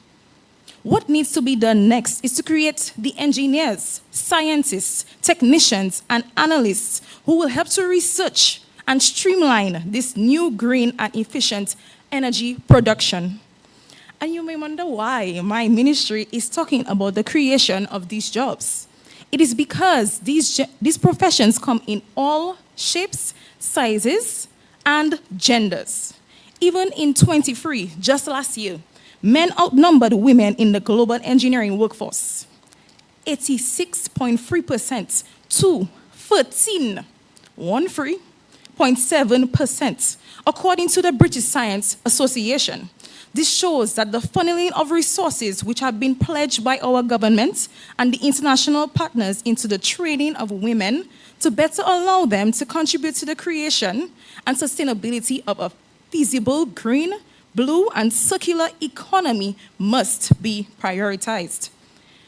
And some other shocking statistics also apply to people living with disabilities. The UN Refugee Agency notes that 80% of this demographic live in countries with middle to low incomes, which is precisely where the Caribbean small island developing states lie on the global stage. The UNHCR Disability, Displacement, and Climate Change Report of 2021 notes that people with disabilities face heightened protection risks and barriers to inclusion and are likely to have specific additional needs related to forced displacement in the context of disasters and climate change. So we must also engage this demographic, find out their specific needs, and create policies which protect them as climate change becomes even more of a reality. We must engage... Honorable Minister, 10 minutes. Thank you. We must engage them in contributing to the circular economy and use their insight to create a more inclusive experience. Engagements of this manner need to come in the form of going to the people living with disabilities, like even my cousin, who became wheelchair-bound in early 2018, just after the same Hurricane Maria. Her life and those of her 2 children has become dependent on her mother since she is unable to fully work. What happens to people like this if another Hurricane Maria comes? What happens? Our government has to prepare feasible plans for everyone, Mr. Speaker. Truly, as outlined in today's recommendations, all entities must communicate and contribute to multi-level dialogues and actions that foster innovative solutions and entrepreneurial opportunities within the circular economy model. Mr. Speaker, this ministry plans to collaborate with the Ministry of Finance and Ministry of Foreign Affairs to rally behind this crucial issue. To help achieve this, we must throw our entire weight behind the just transition policy. This policy needs to have decent work creation to be implemented in a sustainable and impactful way. So in layman's terms, we need to put our money where our mouths are, Mr. Speaker. Financial flows. Honorable Minister, you're out of time. Would you like to ask the House for an extra 2 minutes? Yes, Mr. Speaker. Honorable House, the Minister of Gender, Child, Elderly Social Protection and Disability Affairs is requesting an additional 2 minutes. If you are in favor, say aye. Aye. All against, say no. The ayes have it. Thank you. Financial flows are absolutely necessary for the just transition at the national, regional, and international levels. Both the public and private sector need to engage in financing. This action alone will aid in the uptake of just transition principles within the financial system.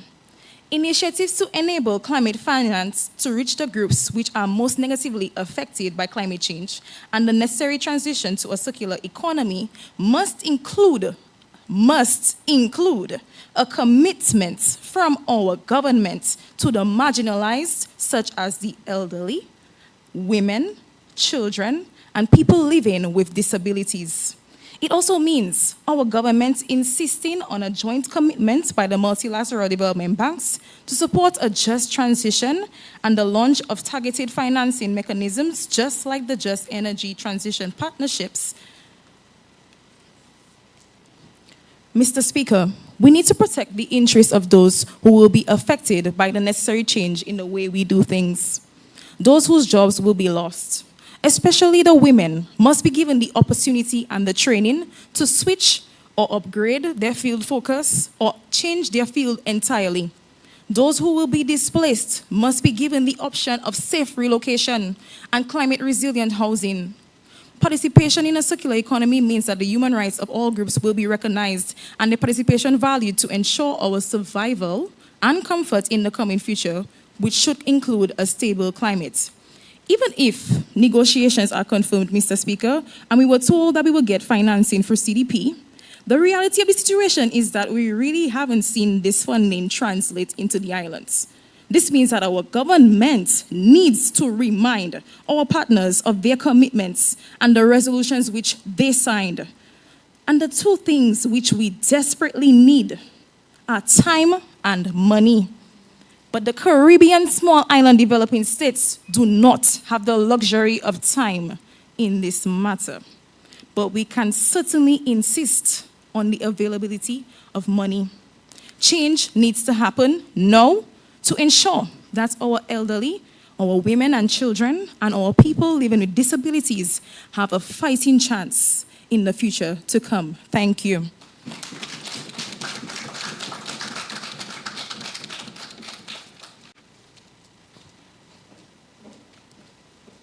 I now recognize the Minister of Youth Development and Sport, the Honorable Genesis Alfred.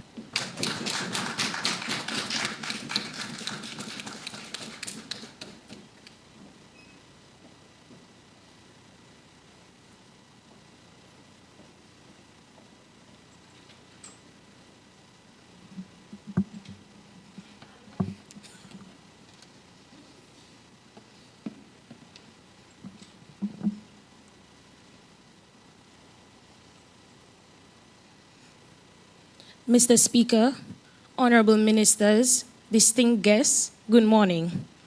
Mr. Speaker, I rise to contribute to this resolution, which focuses on sustainable energy and climate justice. As Minister of Youth and Sports, I am acutely aware of the unique role that our nation plays in the transition and recognize that it is important to move beyond policy declamations and intent on using action. Mr. Speaker, I will address 3 critical points to guide my contributions. Firstly, the role of youth in climate action, followed by the sports and sustainability, and finally, innovation and job creation. To begin, Mr. Speaker, Johnny Callist, which is a Grenadian focused on climate change and youth development, stated that youth is the untapped resource that we need to save this planet. A clear example of this being the recently held Youth IRIE, Innovators for Renewable Energy and Inclusive Energy Conference, held over 3 days, which brought young people together over the region. This engaged youth with climate-smart, brilliant minds and gave them the opportunity to have their voices heard. Mr. Speaker, from the enthusiasm of these innovative ideas shared across these youth, this ministry undoubtedly believes that the youth are the power agents of tomorrow and the agents of change. Mr. Speaker, youth engagement is important at both the micro and macro levels. At the micro levels, grassroots activism, community involvement are essential.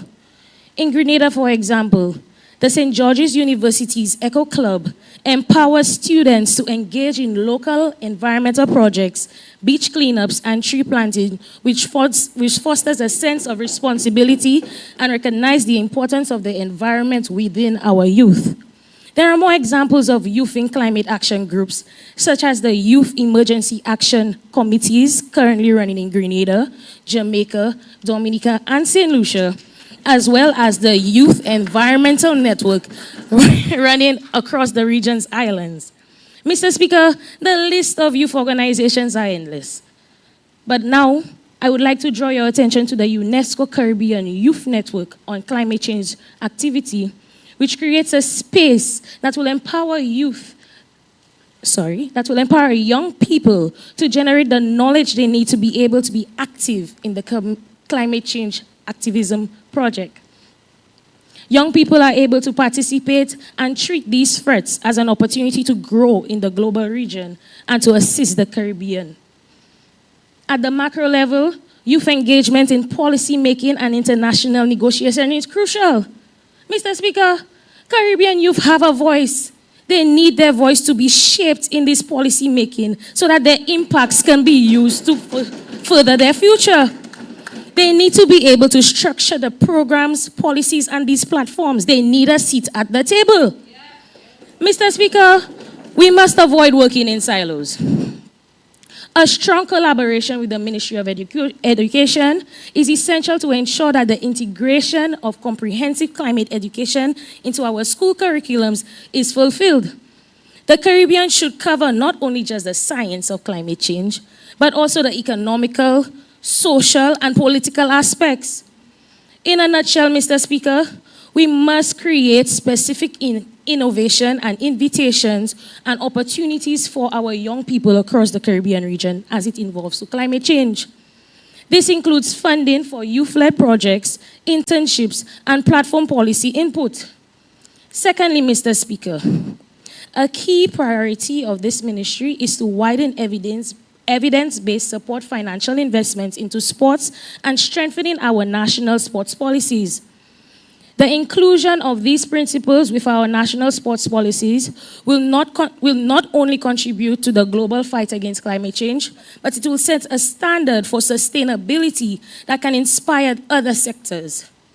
Our sporting policies must mandate the establishment and maintenance of climate-smart facilities. Mr. Speaker, this government is working on limited resources. As we look and we expound on the fact that Hurricane Maria and Hurricane Irma in 2017 left us devastated as a Caribbean region, our facilities, our finances are low. Our aim is to ensure that all sporting facilities are equipped with climate-smart infrastructure as a pave to sustainable future. Mr. Speaker, our goal is to decarbonize our sporting facilities, reducing carbon dioxide emissions by 50% by 2030 and reach net zero by 2050. This is not merely just an aspiration, but a necessity if we are to mitigate the impacts of climate change. You can understand why the latest report, HIT 46, the impact on climate change on cricket, produced by the University of Leeds and other groups, looked at climate change and how it affects negatively on the sport of cricket globally. This also gave reference to the Caribbean region, the West Indies, and other territories. The main risks detailed in this report included heat, drought, and extreme storms.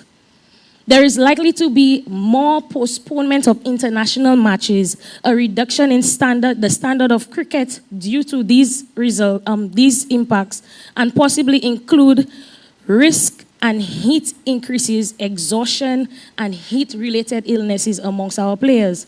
In fact, Dalton Myers, a sports consultant, highlighted that cricket is a sport on life support.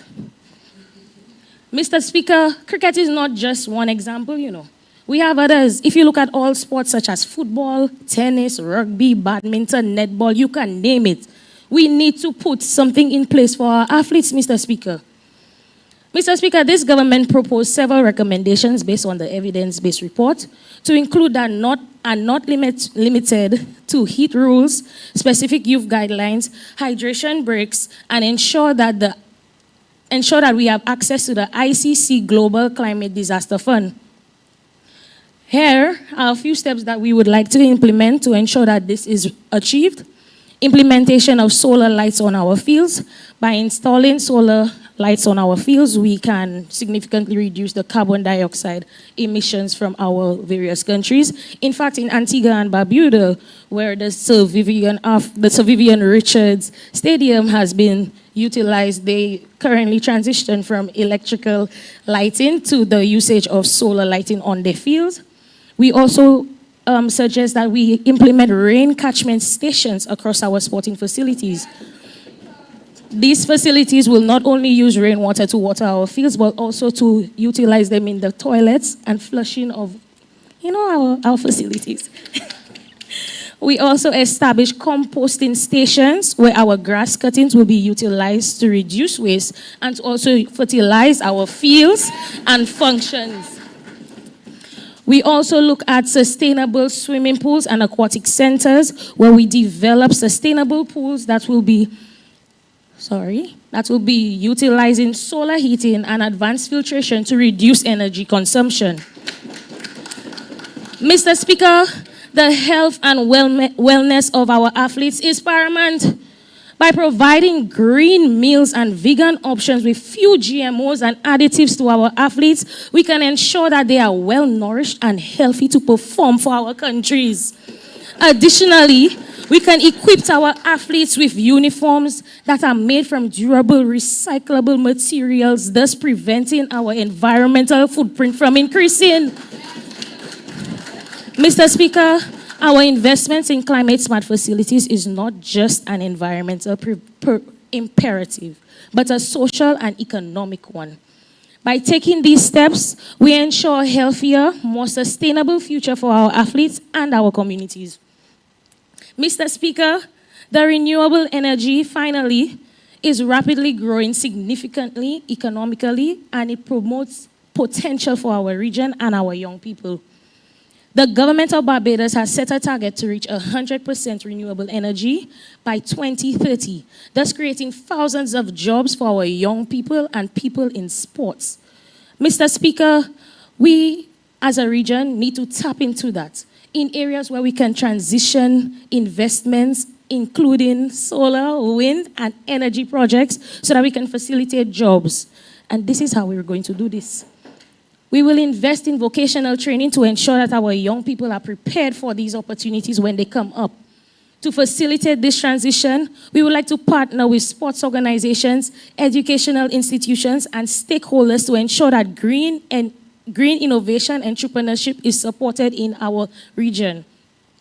We would like to partner with the Ministry of Finance and Economy to establish grant programs aimed at youth-led green businesses that can promote and that can provide the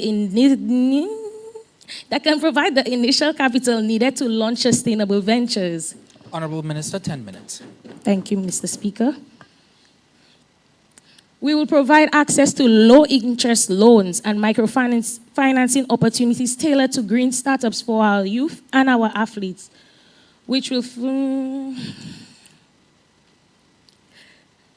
help them with green businesses and obtain the necessary certificates to meet international standards and needs.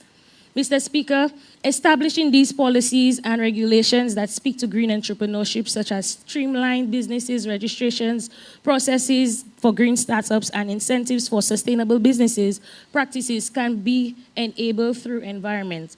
Mr. Speaker, as I close, these plans represent a unified and practical solution that addresses the role of youth in climate action, promotes sports sustainability, and drive innovation and job creation. Under the leadership of our Prime Minister, Honorable Akil Henry, these commitments will empower our youth, protect our environment, and build resilience in our nation. Mr. Speaker, if time permits, I would like to thank my hard-working, dedicated team, which worked tirelessly night in and night out to get these commitments and recommendations to you tonight.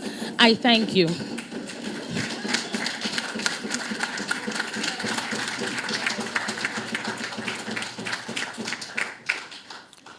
I recognize the Minister of Local and Community Development, the Honorable Shahad Hussain.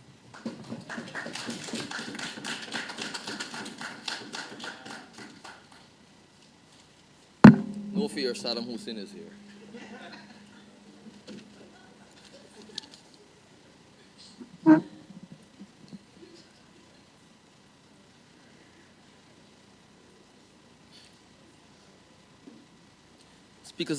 Speaker of the House, members of the government, members of the opposition, members of the diplomatic corps, ladies and gentlemen, a pleasant good day to you all. I must say, it's a task given to us all, a fate of civilization on the decision that we make for ourselves as we stand here today. The climate crisis has an issue which is either we take an immediate and a drastic action for our subjects, for ourselves, or for the global disasters. Indifference in an action which we will be cost. Already, we are here behind the limited temperature rise in a 1.5 degrees Celsius. The coming decade, therefore, must be a decade of action. Mr. Speaker, climate change affects us all. If you agree, please leave the room. Rich, poor, strong, weak, youth and expired youth, and development states. But it is effect and more serve for us, the poorest and the most vulnerable, especially small island states and low-flying coastal states. Mr. Speaker, we can use this current stand, as in this ASU room, to change the present trajectory with the immediate actions to this forefront. Firstly, we must set more goals to reduce emissions, and we must honor the letter of those countries with obligations. To act but the world front, who are polluters and have greater duties to cutting those emissions off. Secondly, they plead for the US $100 billion per annum, made 1 decade ago, to support climate action must be met. Thirdly, forests, a powerful fight against climate change. Forest-rich countries must provide with the necessity to keep their forestry intact and reduce deforestation and forest degradation. Mindful that the deforestation contributes 16% of the global emissions and the recognitions of the ecosystem and climate service provided by the forestry. This here finalizes the rule of carbon credits and RED++ so as to properly value tropical forests and to the climate service which we all depend on. Mr. Speaker, we will now work with local communities and protect and serve our forests and diversity projects with supply. We will decouple economic growth and emissions through a cleaner energy mix with the aim of reducing carbon emissions by 70% at 2030, hopefully. We will invest in low carbon opportunities for jobs, ecosystems, services, and social economic growth, and expand our low carbon development strategy. Mr. Speaker, the action. We are at a historic moment in our civilization. History must not judge us of having only counted our losses. It must instead hereby our efforts to confront one of our planet's greatest threats, which is climate change. Mr. Speaker, in the regard, we are here prepared to work with the international communities and collective actions to support the position of CARICOM and the alignment of other small island states. Number one, vulnerable and climate change. The geographical and economical state Caribbean islands are effects of climate change, such as rising sea level, increase in frequency of hurricanes, and coral reef degradation. The impacts threaten local economics and tourism, agriculture, and fishery. The impact, the region continues to the global greenhouse gases emissions, but suffers a lot for climate change. The question of equality and justice. Mr. Speaker, local government responsibility. Disaster preparation and readiness and response. Local governments are often first responders to the climate change disasters. And why, Mr. Speaker? That they play a very crucial role in evacuation plan, emergency services, and rebuilding efforts.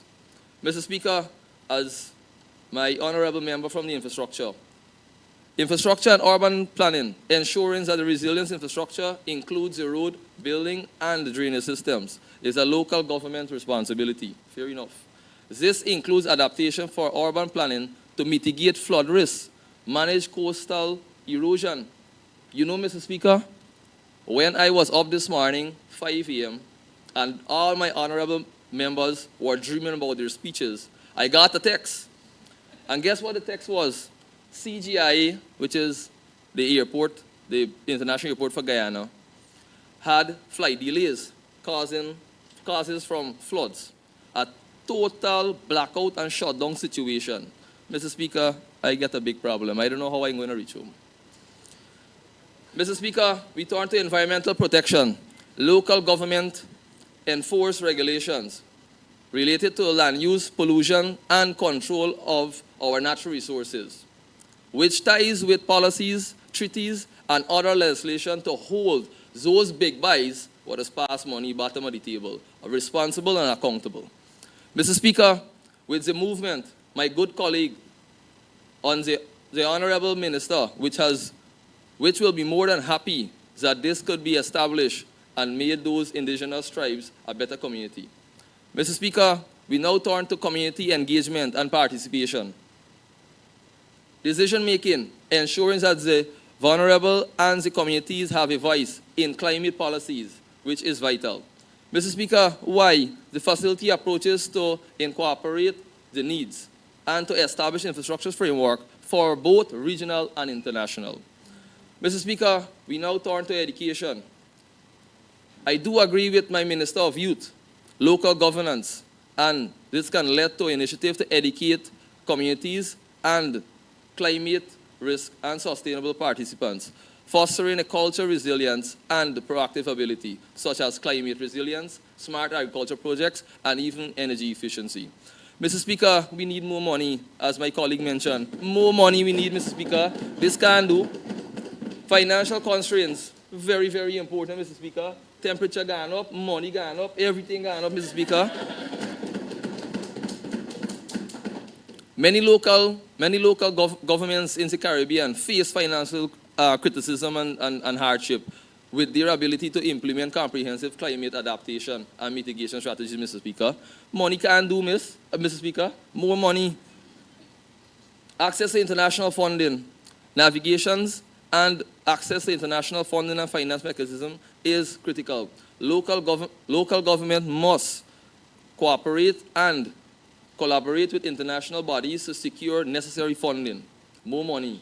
And I must agree with my colleague from the Energy Affairs Ministry on the Norway project. Thank you very much. With the three aims, reliability, sustainability, and affordability, and even synchronized with the SDGs. Mr. Speaker, we turn to legal and policy frameworks. Local government require a robust legal frameworks to enforce climate policies and effects. This is including the zoning laws, building legislative code, and environmental frameworks. And even with the national policies, Mr. Speaker, contributing to the national climate strategies and ensuring maximum uses of the impact of those innovations and initiatives. Mr. Speaker, decentralization, as one of my honorable member mentioned, argues that the local governments are better positioned to address the specific needs to contribution of their communities. They called for greater autonomy and resource to enable local actions on climate issues. Mr. Speaker, this is a need for strong national leadership across the entire Caribbean. And the role for national governments is provided by technical and financial support to local entities. Equity and justice highlights that the need for climate policies that prioritize vulnerable and populations, ensure fair distribution for resources, address historical injustice. Mr. Speaker, I now turn to a few examples and case study. Barbados, known for its proactive and approach for climate resilience. Barbados, Mr. Speaker, has such renewable projects and coastal management programs, which has an effect on the local government action. Mr. Speaker, Jamaica local government has integrated in the community-based adaptation project, focusing on building local capacity and integrating traditional knowledge within modern climate science. Mr. Minister, 10 minutes. Thank you, Mr. Speaker. Mr. Speaker, we now turn to my own country, Guyana. Guyana, we here has maintained our forests at almost the size of England and Scotland combined, with 20 gigawatt tons of carbon credit, Mr. Speaker. That's a global asset.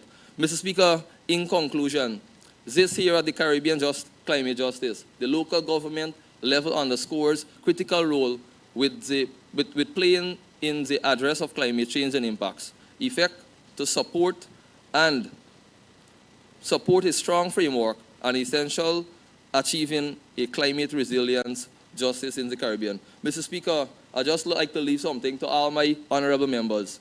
We should not talk the talk alone. We must walk the talk, Mr. Speaker. We want light, clean energy for every single citizen in the CARICOM region, Mr. Speaker. And this is what we all want the movement for. Free education, free climate resilience, and sustainability. Thank you, Mr. Speaker.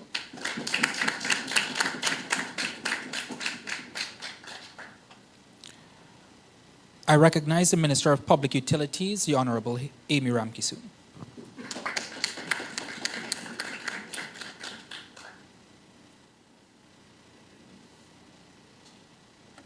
Thank you, Mr. Speaker.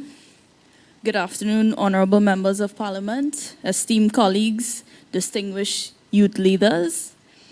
It is with great pride and a deep sense of responsibility that I address this esteemed convening at the Second Caribbean Youth Parliament on Sustainable Energy and Climate Justice. Today, we gather as representatives of a vibrant and diverse Caribbean region, united by our shared challenges and collective aspirations for a sustainable future. Mr. Speaker, before delving into this resolution, I'd like to share a personal experience that underscores the spirit of our journey towards a sustainable energy. A month ago, while waiting in line at the bank with my dad, we found ourselves engaged in a lively discussion about solar power and its potential for our region. And as we spoke, a woman standing nearby called Miss Evelyn, affectionately known as Miss Evie now, and she couldn't help but overhear our conversation, and she enthusiastically joined in, sharing that her home was completely off the grid. It was powered entirely by solar energy. Miss Evelyn's story didn't just highlight the practical benefits of renewable energy, but it also emphasized the power of community and collective action. Because in speaking with her, she expressed her strong desire to connect with like-minded people or like-minded individuals, specifically in the Caribbean region, to build a network dedicated to sustainable living. And her passion and initiative left a lasting impression on me because it reinforces the importance of grassroots movements in driving a broader societal change that is desperately needed now. Mr. Speaker, in terms of public utilities across the Caribbean, it plays a crucial role in delivering essential services that underpin our economies and societies.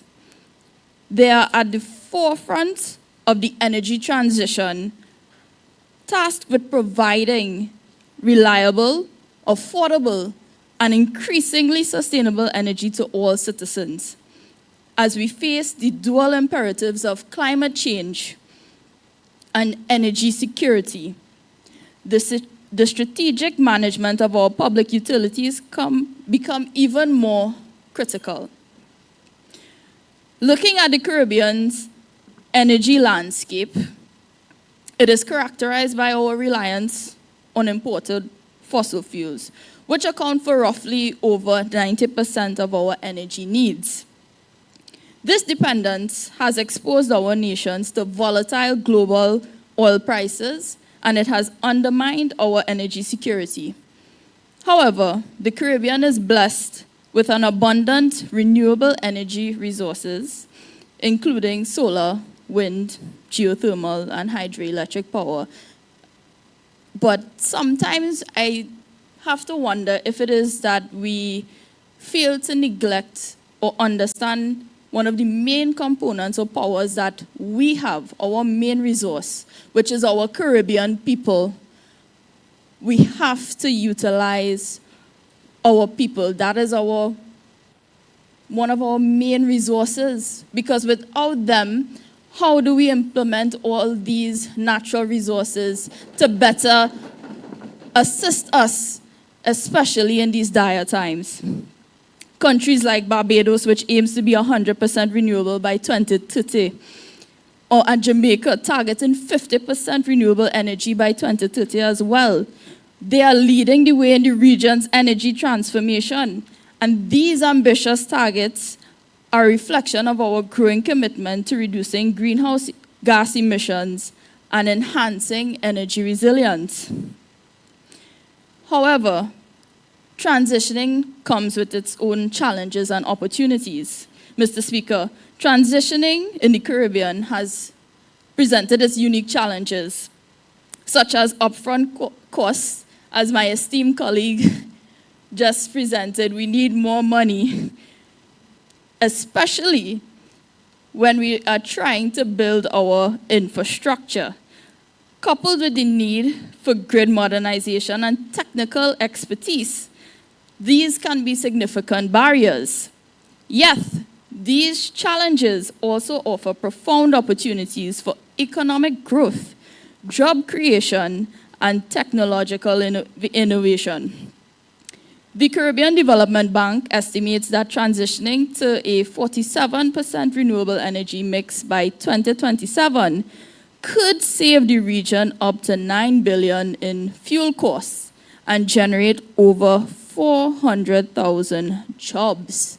Now, I remember my esteemed colleagues, especially in Minister of Youth, and we've been discussing job employment opportunities. And could you imagine the potential growth that we could have by employing our people, our Caribbean resilient people, to help us through this transition phase. By harnessing our renewable energy potential, we can definitely reduce our energy costs, increase our energy independence, and create a more sustainable economic future. The Caribbean is highly vulnerable to the impacts of climate change, as my esteemed colleagues have mentioned previously, including, of course, the rising sea levels, increased hurricane intensity, and changing weather patterns. These threats pose significant risks to our public utilities and critical infrastructure. In response, we are investing in climate-resilient infrastructure and technologies. For example, the Bahamas is implementing microgrids and resilient energy systems to ensure power continuity during hurricanes. Similarly, Grenada's focus on water conservation and efficiency is helping to safeguard water supply amidst increasing droughts. We cannot forget our youth. They are the driving force behind the Caribbean's sustainable energy movement. Recognizing their vital role, we are committed to engaging and empowering our young people in this journey, such as programs with the Caribbean Youth Environment Network and the Sustainable Energy and Climate Resilience Internship Program, which provides opportunities for youth to gain hands-on experience and contribute to sustainable energy projects. We are also expanding community outreach to foster a culture of energy conservation and environmental stewardship. Public education campaigns and school-based initiatives are crucial in raising awareness and promoting sustainable practices. Mr. Speaker, with regards to strong policy and regulatory frameworks are essential to support our energy transition. Across the Caribbean, governments are enacting policies to incentivize renewable energy investments, promote energy efficiency, and facilitate the integration of clean energy into our grids. For instance, the Caribbean Renewable Energy Development Program provides a regional platform for policy development and capacity building, supporting countries in achieving their renewable energy targets. Additionally, individual nations such as the Dominican Republic and St. Kitts and Nevis, they have established feed-in tariffs and net metering policies to encourage renewable energy generation. How can I forget collaboration and partnership to achieve sustainable energy and climate resilience in the Caribbean? We have to forge partnerships. We cannot do it alone, especially with international organizations, private sector stakeholders, and regional neighbors to share knowledge, resources, and best practices.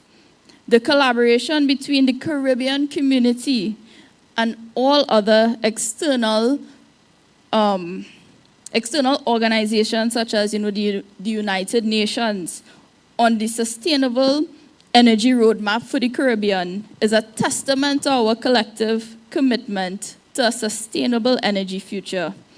Honorable Minister, 10 minutes. Thank you, Mr. Speaker. This roadmap provides strategic guidance and support for integrating renewables and enhancing energy efficiency across the region. As we move forward with debating this resolution, I'd like to urge all members, all persons who are here to witness the testament of this, that we need to support and accelerate our journey towards a sustainable energy future. Let us prioritize investments in clean energy infrastructure, support policies that promote renewable integration, and continue to educate and empower our youth. Because together, we can build a Caribbean where energy is a catalyst for economic growth, environmental stewardship, and social equity. By advancing sustainable energy and climate resilience, we not only secure our future, but also set a powerful example for the world. Thank you.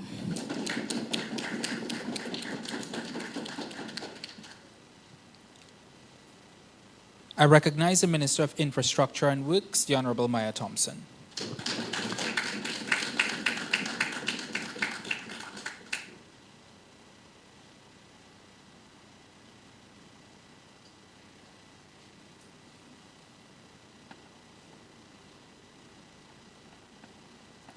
Thank you, Mr. Speaker. Good morning, honorable members and public guests. I stand before you today as the Minister of Infrastructure and Works, representing my beloved island nation, Jamaica. We are all gathered here at a critical juncture, united by our shared commitment to sustainable energy and climate justice. It is with great pride and a profound sense of duty that I want to express my unwavering support for the resolution presented today at the second staging of the Caribbean Youth Parliament on climate justice. The Caribbean region is on the front line of the climate crisis. The resolution acknowledges that climate change is an urgent global challenge, particularly for small island developing states like mine and yours. We face unique vulnerabilities to address impact of climate change, including extreme weather conditions, sea level rises, and coastal erosion. Mr. Speaker, these threats are not abstract future possibilities, but are current realities affecting our homes, our livelihoods, and our existence. As the Minister of Infrastructure and Works, it is crucial to prioritize building codes for the future, especially in the face of climate change.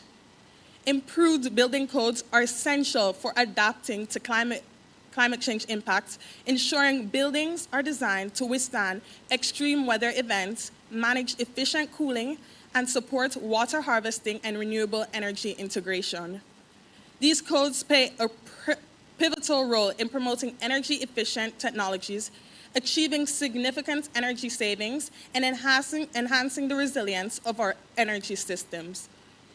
In the Caribbean, research conducted by the UNDP revealed that over 60% of respondents in small island developing states had a positive opinion on climate-friendly farming, green businesses and jobs, and the use of solar, wind, and other renewable resources. Mr. Speaker, this shows that many citizens are eager to go for green, for example, by installing solar panels, but sometimes their homes are not equipped to support the additional weight and infrastructure required. Historically, lower-income Caribbean residents have often constructed their homes, sometimes using sheets of zinc for roofs. Many of these homes lack roofs angled at sufficient pitches to withstand gale-force winds, making them very vulnerable during severe weather events such as hurricanes. And with the built environment contributing to 42% of CO2 emissions, according to Architecture 2030, it highlights the urgent need for modernized building standards. Similarly, while there is a growing desire among Caribbean people to rely on natural ventilation instead of powered air conditioning, many homes were not originally constructed with these considerations in mind. Building codes should also foster a culture of innovation and entrepreneurship in construction and energy sectors. By promoting modern technologies such as grid modernization and energy storage solutions, we can drive the transition to a green economy. Strengthening building codes align with the broader need for accessible, adequate, and predictable climate finance. As mentioned by the Minister of Planning and Development of Trinidad and Tobago, Ms. Beckles, at the 4th International Conference of Small Island Developing States in Antigua and Barbuda, saying that this is not a charity, but a moral imperative under the Paris Agreement to support adaptation and mitigation efforts in vulnerable nations like ours. Alongside this, the goal to encourage the shift towards electronic vehicles by developing robust charging infrastructure to overcome range anxiety. Public and private collaborations can set up charging stations in key areas, such as off major highways and urban centers, with incentives like tax breaks for developers to encourage investments. Utilizing smart metering technology in these charging stations ensures precise billing, minimizes non-technical losses, and maximizes electricity use. Mr. Speaker, By emphasizing these modern building codes and infrastructure enhancements, we can tackle immediate climate change issues and lay the groundwork for a sustainable and resilient future. This push towards more resilient building codes aligns seamlessly with the Sustainable Development Goal number 9, which aims to build resilient infrastructure, promote inclusive and sustainable industrialization, and foster innovation. By committing to infrastructure that is resilient in climate impacts and promoting transition to green technology, we are directly contributing to the achievement of this SDG goal. Specifically, the resolution focuses on renewable energy such as solar and wind projects seen at Lucilec Farm that we had the opportunity of visiting firsthand in St. Lucia, which shows the strides that we are making to combat climate change. Now slightly shifting focus, I wanted to bring our attention to the commitment to human rights. The resolution highly emphasizes our rights, or human rights obligations to ensure that our responses to the climate crisis prioritize the most marginalized and affected communities. As we transition to a more sustainable and resilient future, it is essential that we do so in a manner that is equitable and inclusive, recognizing the crucial role of children, young people, and those with disabilities. Recently, I had the opportunity to work as a teacher's aide at the Jamaica Society for the Blind, teaching CSEC social studies. One day, I had realized that a member of the class had not been attending regularly. For today, we'll call him Charles. I'd spoken to Charles inquiring why he had been missing from so many classes, as I knew the amount of material that we had covered was difficult for one to learn on its own. And he had told me that in order for him to get to the Blind Society Center, that he needed to pass a bridge that had been washed away since 2017 within his community of Southwood in Clarendon. Since the initial destruction of the road to the moment of that conversation, 5 years had passed. When Hurricane Ian had hit Jamaica as a tropical storm, a small girl from his community had to be rescued from the flooding, attempting to cross the destroyed bridge herself. Mr. Speaker, since then, he has been needing someone to assist him with crossing the makeshift bridge the community members had put in. And if he knew that there would be no one to assist him to or back from the center, he would have to stay home from class.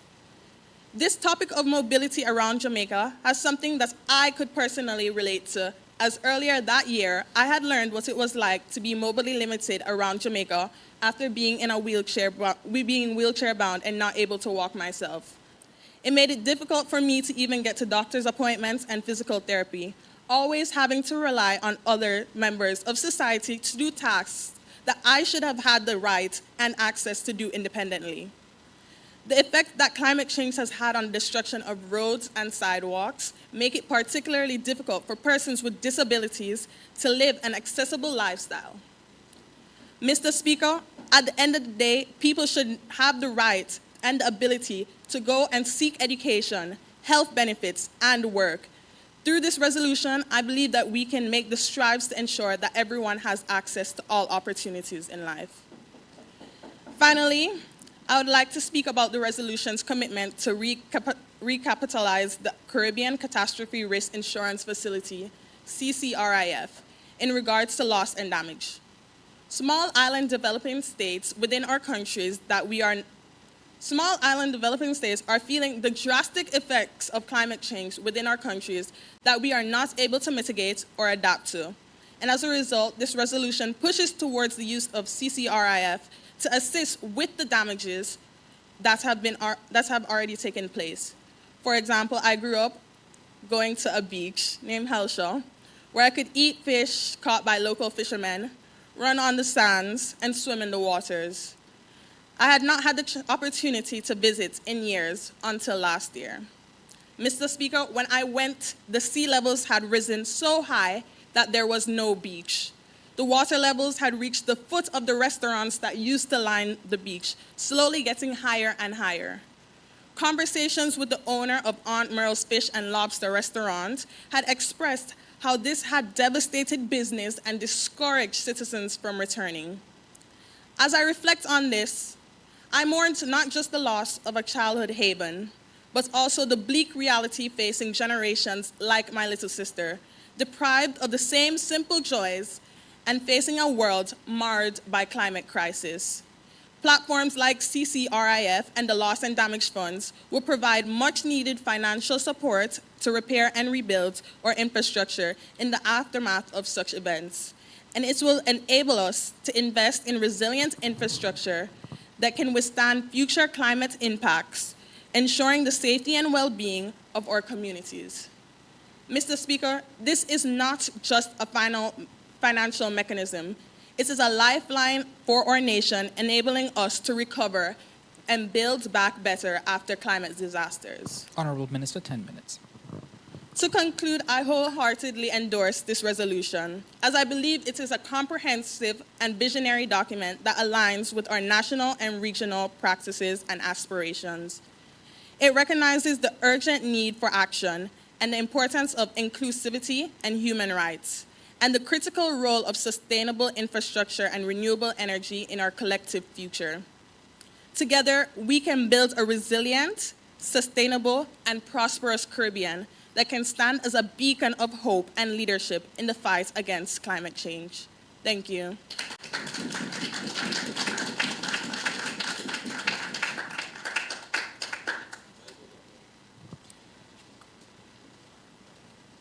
I recognize the Attorney General and Legal Affairs, the Honourable Samantha Telesford.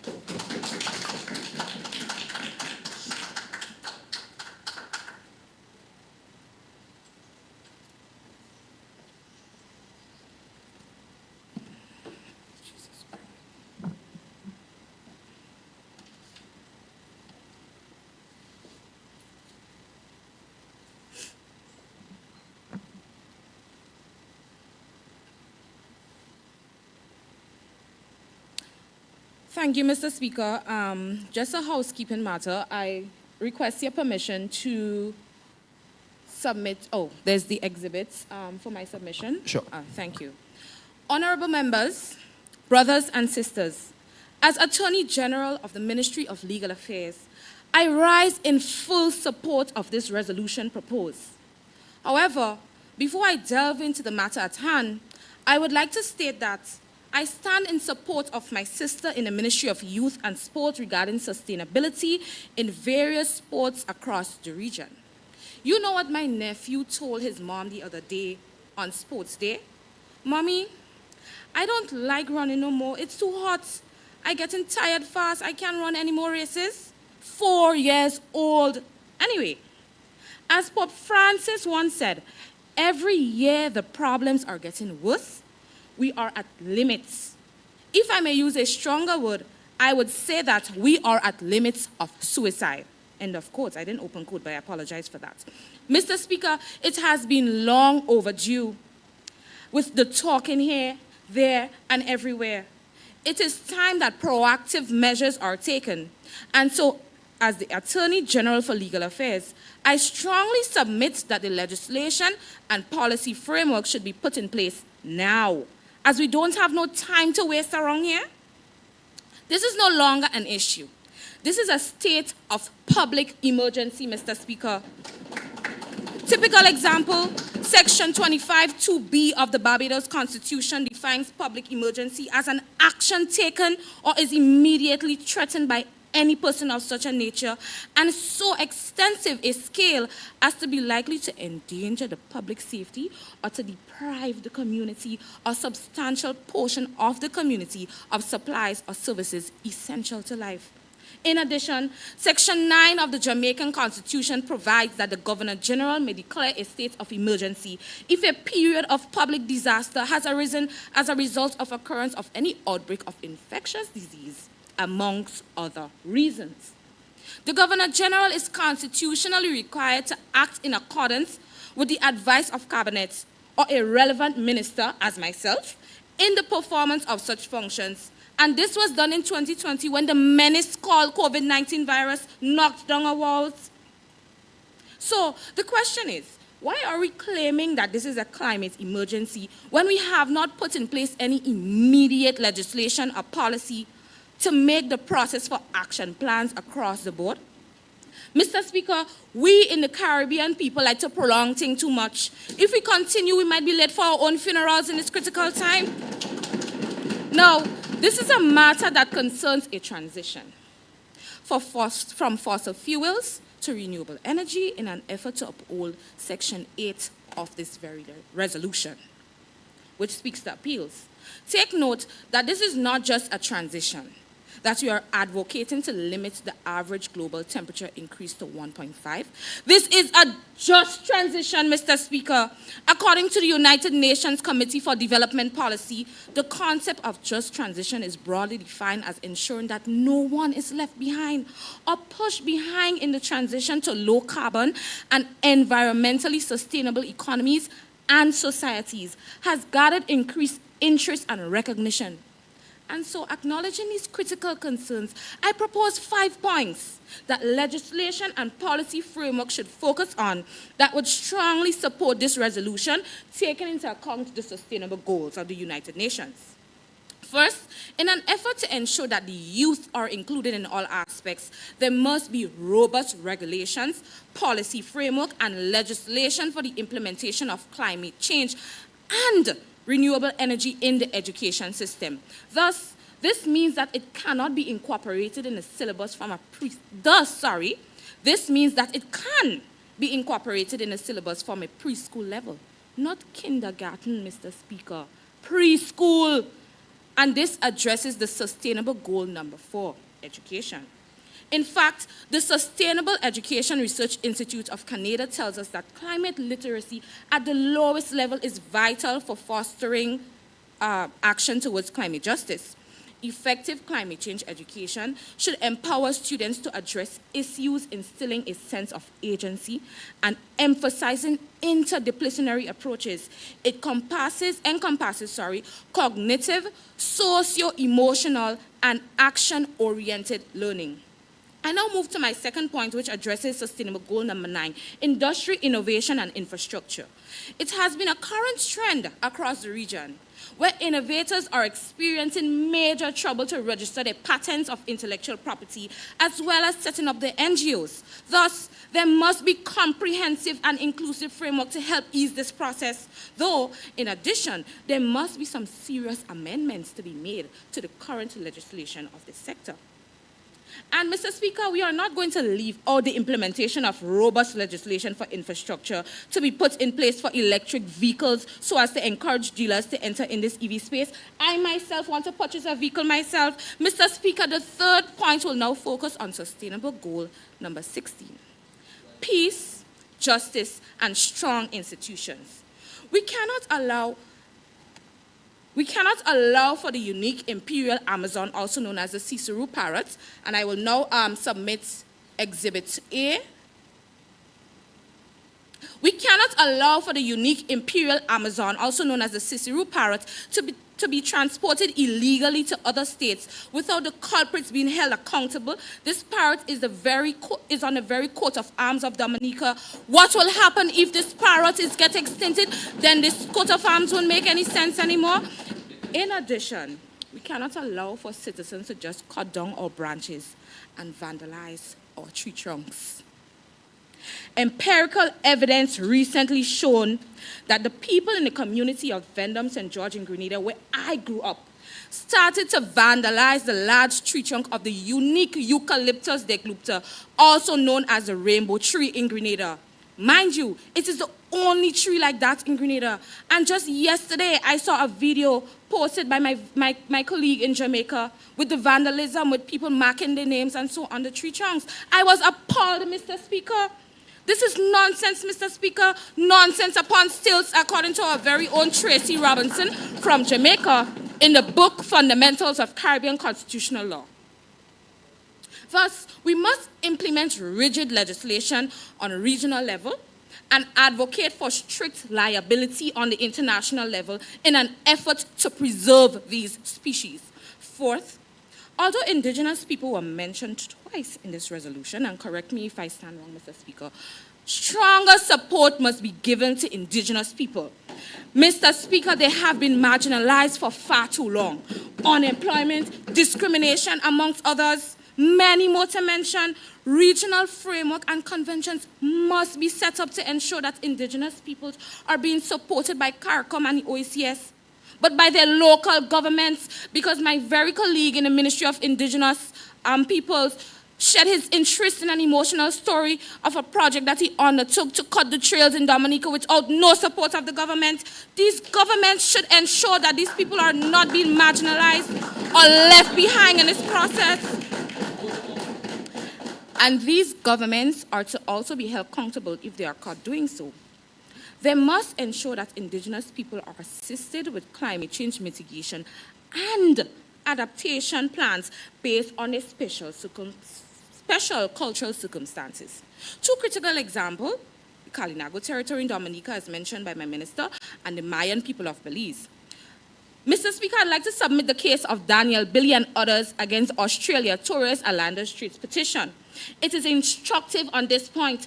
On September 22, 2022, the UN Human Rights Committee found that Australia's failure to adequately protect indigenous Torres Islanders against adverse impacts of climate change violated their rights to enjoy their culture and be free from arbitrary interferences with their private life, family, and home. Come on, man, Mr. Speaker, that alone should tell you that these people matter. Finally, there must be comprehensive financial legislation and policy for easier access to grants, funding, and support in every sector in order to adequately address this climate crisis.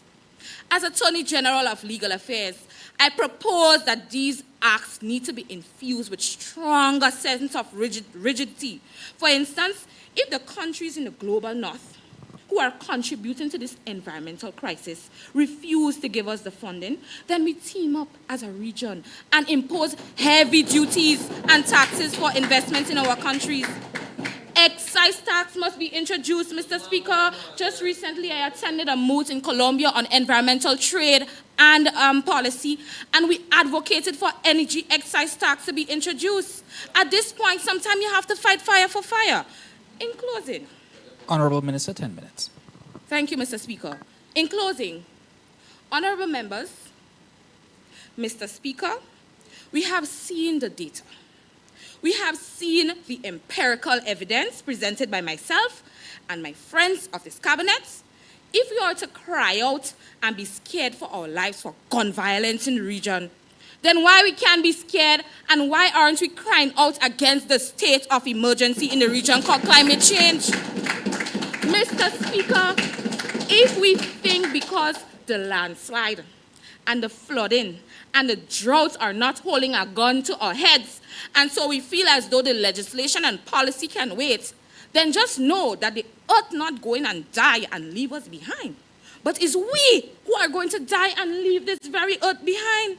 Thus, implementation, amendments, legislation, and policies must happen now in this region. May it please you, Mr. Speaker. Thank you.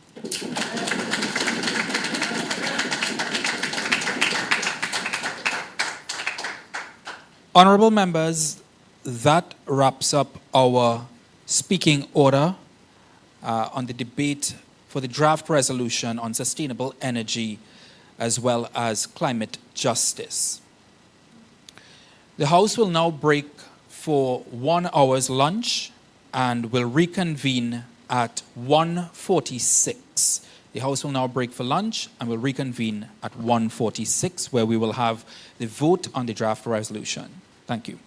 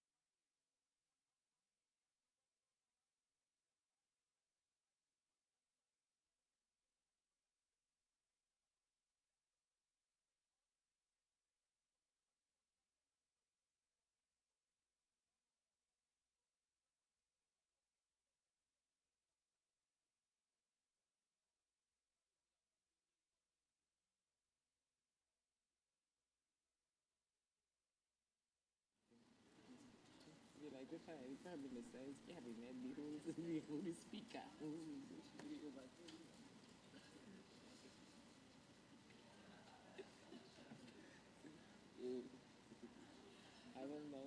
I will now elect myself Prime Minister. Ready?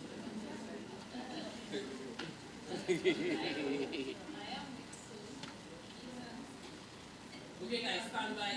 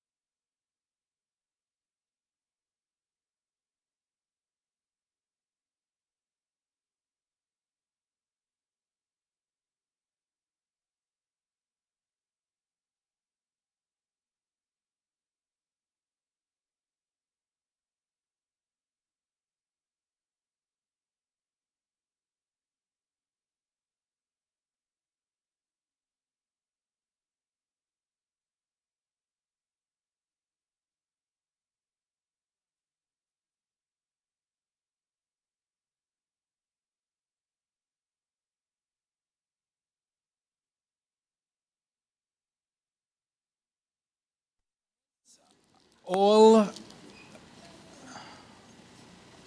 ministers have delivered their address in the debate, and I now call on the Honorable Prime Minister with responsibility for the Agriculture, Food Security, Climate and the Environment Ministry, the Honorable Akil Henry, to round up this debate.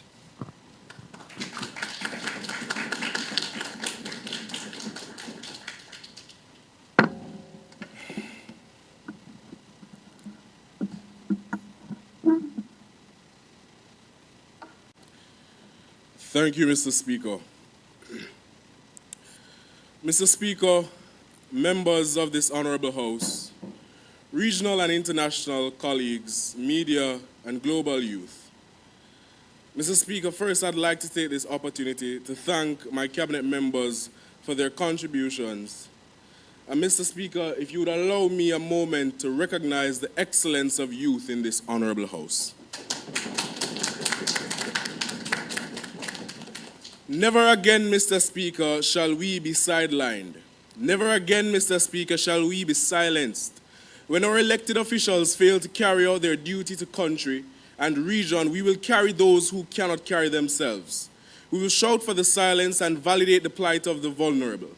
We are the wind that turns the turbines of change to power the light at the end of the tunnel of the climate crisis.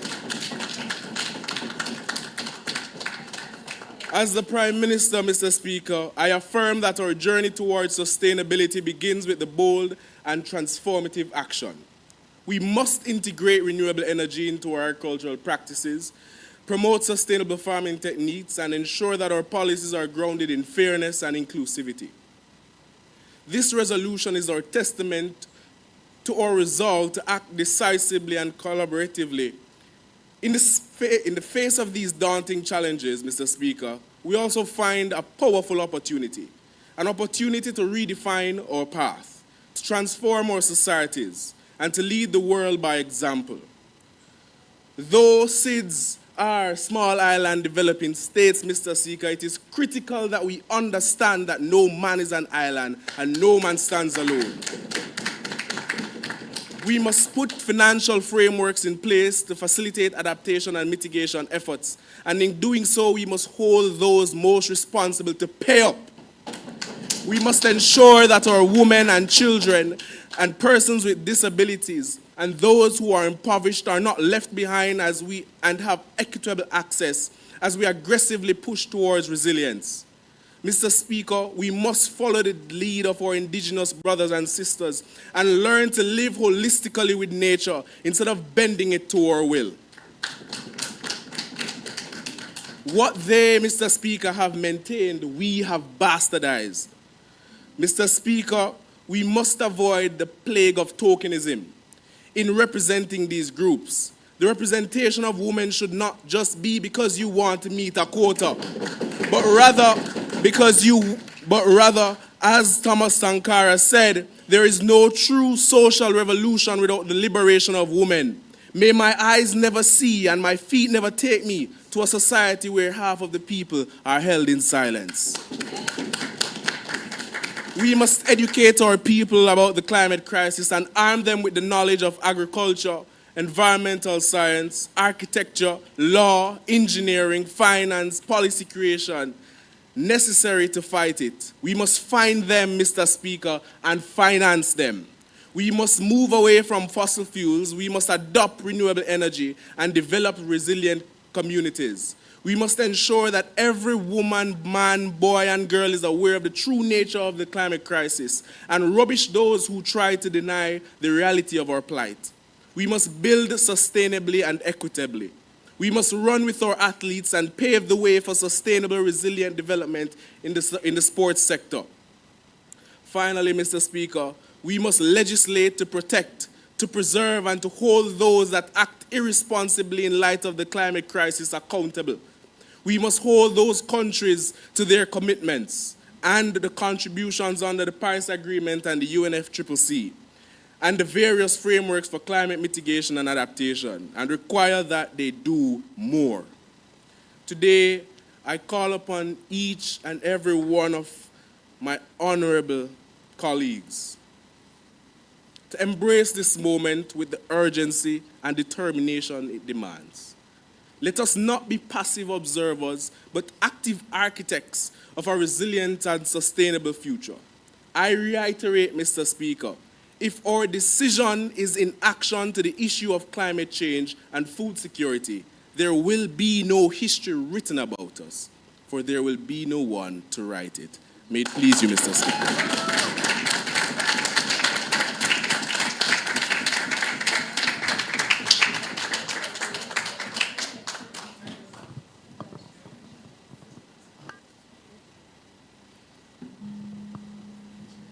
Members, that was a wrapping up statement from the Prime Minister, and we will now move to vote. I will call your ministry, your line ministry, and you will... Before we get to the vote, Honorable Prime Minister, can you confirm if there are any amendments to the draft resolution before us? Any amendments between you and your Attorney General? Any amendments to the draft resolution?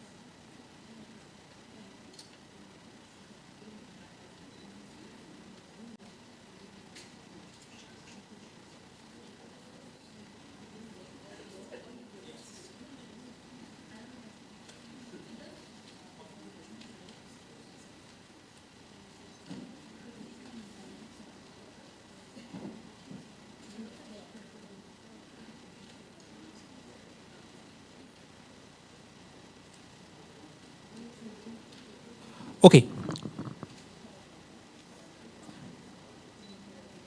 Between the Attorney General and the Prime Minister, I'm going to go through it page by page. You will let me know if there are any changes to the draft resolution that we have before us. Yeah? Okay. Page 1. Do we have any changes or amendments on page 1 of the draft resolution on sustainable energy and climate justice? Yeah.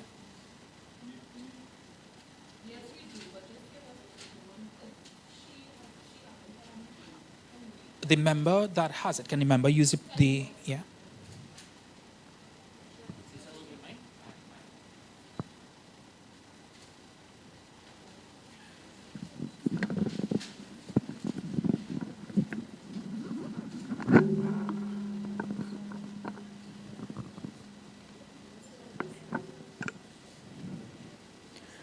Okay, I wish to amend the second paragraph on page 1 to read, recognizing that small island developing states SIDS are an urgent and special case in view of their unique and particular vulnerabilities to the adverse impacts of climate change, and this is the insertion, as acknowledged in various empirical studies and creative works on or by SIDS. So that's the whole insertion. And it continues, and as acknowledged by the United Nations Framework Convention on Climate Change and by the international community in multiple international agreements since the 1992 United Nations Conference on the Environment and Development. You got that? All right, thank you.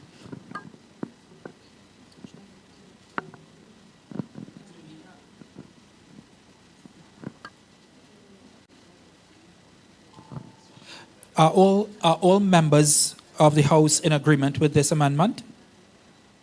All in favor say aye. Aye. Any against? The ayes have it. Any more amendments, Attorney General, to page 1?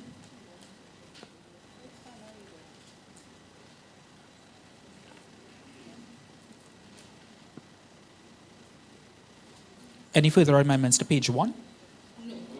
No. All right, let's move on to page 2.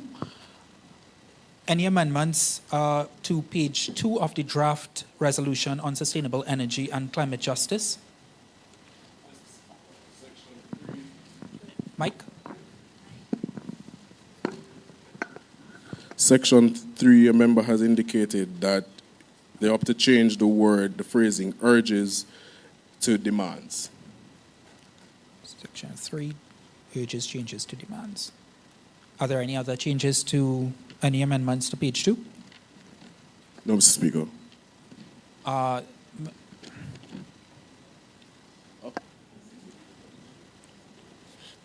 Yes, Mr. Speaker, there's another amendment. Sure. Yeah.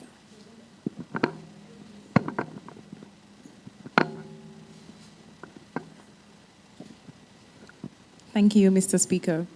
I would like to draw your attention to Section 1, reiterates that states have human rights obligations to ensure adequate responses to the climate crisis.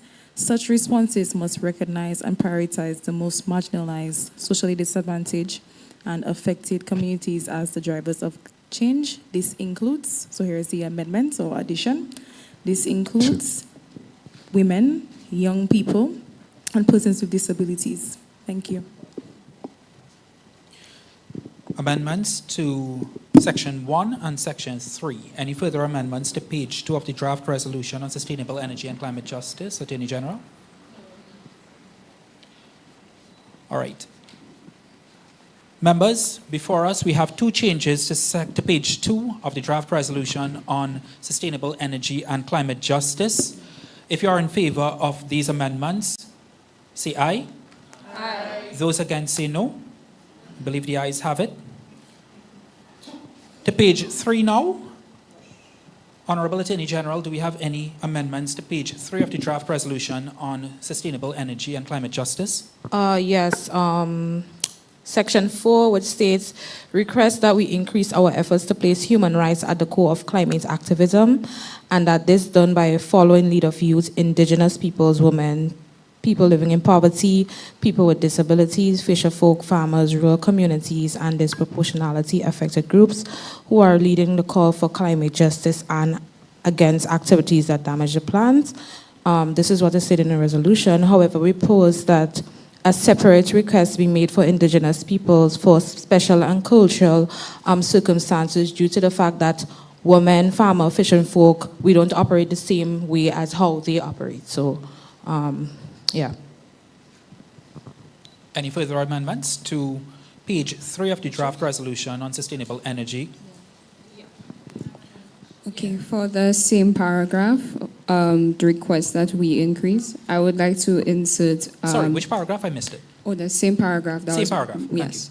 I would like to include the LGBTQ community as well as the urban poor and the elderly among the demographics represented here.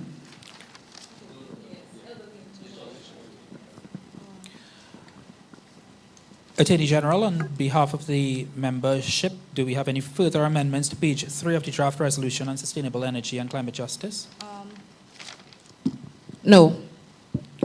All right, members.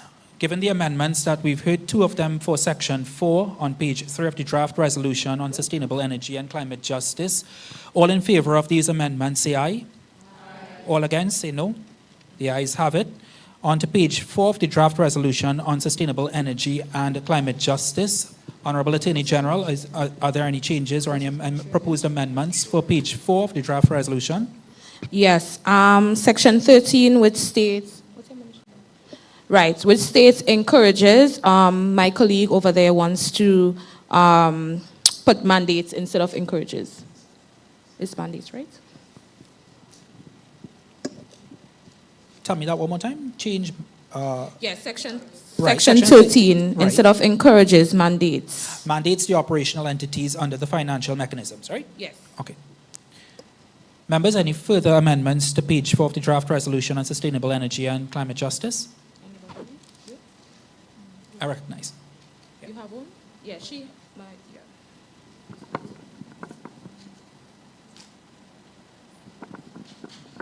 Okay, in regards to section 15, I would like to amend or give an addition to it where, so after the youth representatives are included on national and regional meetings, I want us to also state that they should be included in international meetings.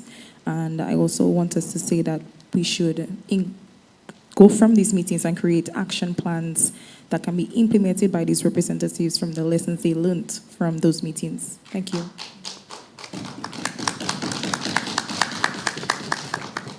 Attorney General, any further amendments on behalf of the government to page 4 of the draft resolution on sustainable energy and climate justice? No, Mr. Speaker, I agree with my colleague over there that the young people be included in negotiating process, basically. So that's it. Thus, we have 2 amendments to page 4, sections 13 and section 15 of the draft resolution on sustainable energy and climate justice. All in favor of these amendments say aye. Aye. All against say no. The ayes have it. So we have altogether 2, 4, 6, 8 amendments across the 4 pages of the draft resolution on sustainable energy and climate justice. We will now move to vote on the resolution itself as an entirety with these proposed amendments that were just passed.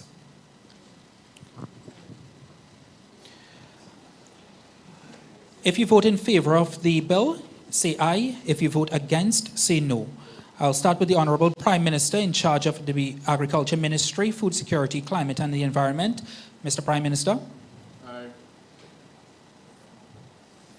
Minister of Finance and the Economy. Aye. Minister of Energy and Energy Affairs. Aye. Minister of CARICOM and Foreign Affairs. Minister of Communications and Information, Alicia Batiste. Aye. Minister of the People and Indigenous Affairs. Aye. Minister of Education and Culture. Aye.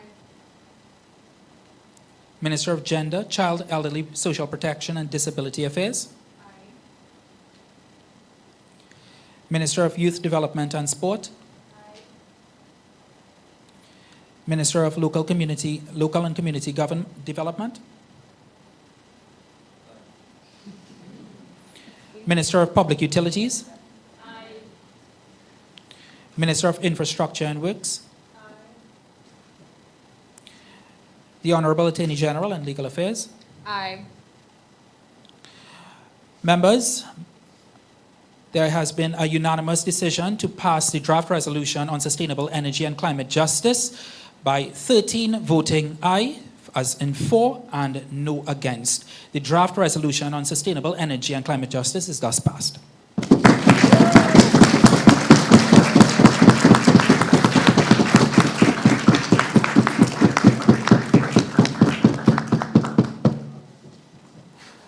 Members, with no other agenda for the rest of this sitting, I hereby adjourn this sitting until next time.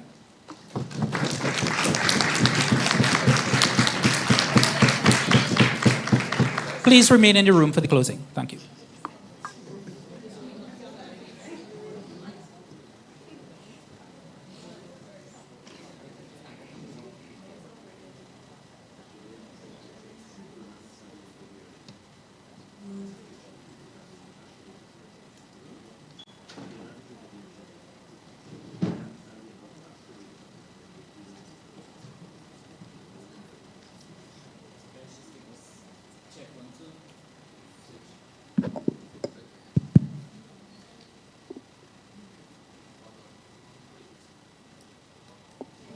Check 1, 2.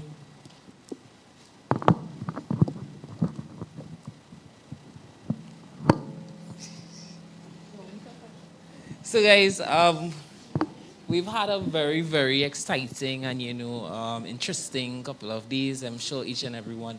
But at this point in time is where we want to hear from you in terms of your feedback. This is very important. Of course, we want to ensure that this product is improved, and of course that that we can continue to build upon. So this is really your session. This is really, we want to keep it as engaging and interactive as possible. So very quickly, we're going to take some feedback and comments from not just the members here. Parliament has been adjourned. So we want to hear from the various delegations. At least I think we've had close to about 6 or 7 countries just about there. So we want to hear from, varying perspectives across the room as to your feedback.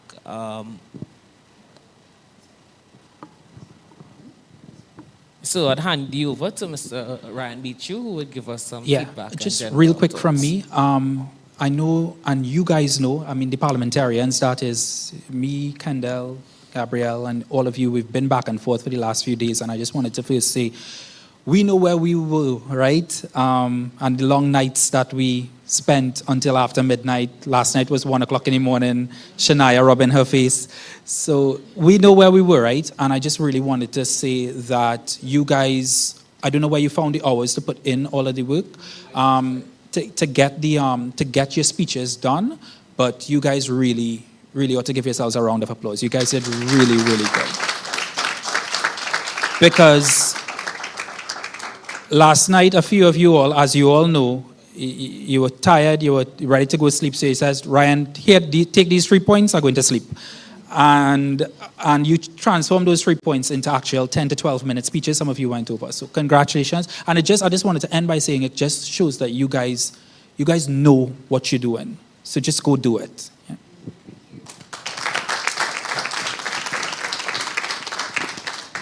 Thanks so much, Ryan.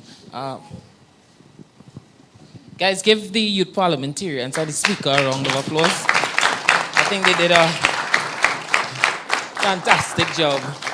And I think all this would not have been possible. We're not getting to the voter thanks yet, but I want to recognize as well Mr. Shama Wadaburn and Ms. Gabrielle Gay as well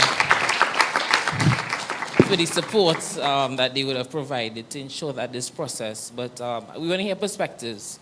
I see Mr. Gerald Salvery, board member for training for CRIC, to just give us some, thoughts. Okay, good afternoon, everyone. So firstly, I'd like to say, I, really appreciated being here for this workshop. I would have learned a lot, definitely new to the, climate justice, climate change field. and I learned a lot, right? For Trinidad and Tobago, I can say, having worked at the Office of the Attorney General and Ministry of Legal Affairs for like a little under 3 years, when it comes to climate change, climate justice, hope I don't get in trouble for this, but those things are definitely not on our agenda, right? Not on a large scale, but it's there, right? So, I really want us to, just remember the importance of climate justice and, holding the governments, holding companies accountable, right? So, even when you all branch off into your fields, you all make it big out there, just always remember that, we need to put systems in place, that legal framework, right? We need to hold persons accountable and, just enjoy the field, right? And everything that comes with it, I would say. As part of, CRIC's training and development portfolio, one of the things we always like to do is, partner with various organizations, partner with stakeholders and stuff. And, just from having conversations with Dr. Fletcher, I know he's doing a lot. And, Dr. Fletcher, I hope that, we could definitely partner with you again in the future, for something else. We have a lot in store, a lot of plans that we have. And for those of you in the room also who, are in positions where you all can give back, don't, forget us, right? We are all here to help each other. Yes, Kendall. We are all here to help each other, help each other grow. Yes, we're here for, climate justice, but there will also be other things that we, be interested in. And, just use these opportunities as, an avenue to network and help each other grow.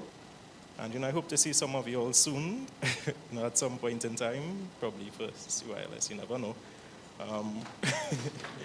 But yeah, Thanks very much. And we also have people from Dominica, so let me go across to my lovely contingent from Dominica to hear we'll start. Wendy? Thank you so much. Although I'm not here in my capacity as a Dominican per se, I'm representing the OECS Commission. But I must admit that this past few days was amazing. And I think what really struck me among this group of young people is the fact that we are not just experts in the field of environment and climate justice, but we would have started at the grassroots. And I think that's where the passion would have come from, right? And I think I just want to encourage you, and Shania would have said it excellently. Let's take all of this information, this knowledge, all the lessons that we would have learned, and let us transform it from a stage of networking to building partnerships amongst ourselves, amongst our national youth councils, our youth groups, and let us ensure that we return to our countries and we put things into action, and we advocate and we fight harder, and we bridge that stage of militancy in ourselves. And thinking of Dominica, we are in such a vulnerable position. We are unfortunately right through that hurricane belt. And in just a few weeks, months, we may be wondering what's going to happen next. And I think we can go back with a little bit of strength and hope that we can definitely put things into action. Thank you so much. You wanna share some feedback? Anybody else from Dominica? Hi, good afternoon, everybody. My name is Whitney Melina. First off, I'd like to say thank you to Dr. Fletcher. It has been an honor. This convening has been truly inspirational for me. It has been empowering. Usually, I am focused on social justice, but what I have realized is that fighting for climate justice is fighting for social justice, and vice versa. So I am truly grateful to everybody here. I am thankful, and I know that when we go home, great things are going to come. Thank you. Great. I see Kevin. Just want to keep it brief. Thanks, Kendall. All right, so guys, for me, I'll give up just a personal feedback. I've always used forums like this to network. You know, this is one of the most powerful tools in these settings. I've built, in this short space of time, some very meaningful professional relationships. And I could name them, you know, and what I'm going to do from here. Samantha, you know, she's coming across to Trinidad soon to continue her studies. My good friend from Jamaica, he's already at Trinidad at the UWI, so I'm going to see him when I get back home. My good friend from Dominica, who's dealing with endangered species, we had a real nice conversation at the poolside. Slightly emotional, you know, but somewhere down the line, I pledged to go across there and help him, you know, and for the rest of us, Gaia from Guyana, still Mr. Hussein, you know, that's his nickname now, Gaia, you know, so, you know, he's a very light soul, and, you know, we've sat and had a few conversations, so I implore you all to do the same. And for the ones that this is your first time attending something like this, I know how you all have felt, you know, coming in, maybe being a bit timid, my boy here, right? But you've seen how you can grow from these and, you know, open up yourself to a lot more opportunity. So, you know, we're proud of you for taking that step. To the ones that stepped up to the mantle, we are all proud of you. So let's do this together. Yeah? Thanks so much. And we're moving right along. I see Kamal here from Jamaica. Just give us some thoughts, you know. We want to feel the vibe of the different islands in the room. IRIE. IRIE, yeah. Yeah, good afternoon. So, fun fact, this is my first time traveling, so,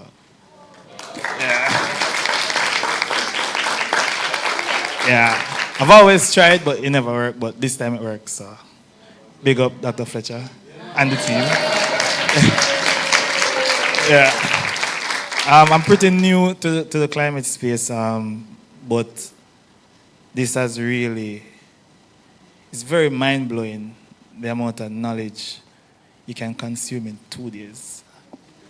Like it's the conversations, the knowledge, the networking, and you probably don't want to say it, but the partying too. Like it's, like everything come together was really, really great. Was really inspiring. I've been researching, trying to find ways of how, because climate change in Jamaica is like a mist. They don't really meds it, generally. So I've been doing some work. I've been doing some research. I've been reaching out to people already, because I have some ideas that I will definitely carry back. One of the ideas is something like this for young Jamaicans, to really get them in the groove and let them know that, I think Akil said it, like, we need somebody to write the story. We all can dead off.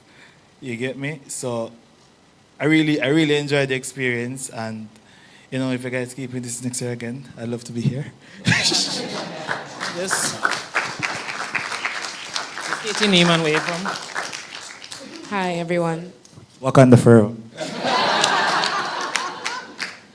Hi, everyone. I'm Franca Douglas from Trinidad. I just want to thank Dr. Fletcher for bringing me here. I had a really enjoyable time. It really deepened my passion for climate change. I'm new to this field, and I was able to learn so much within that short space of time. And I'm really grateful to go back to my country and get others into this field, learn more about climate change as well. So thank you.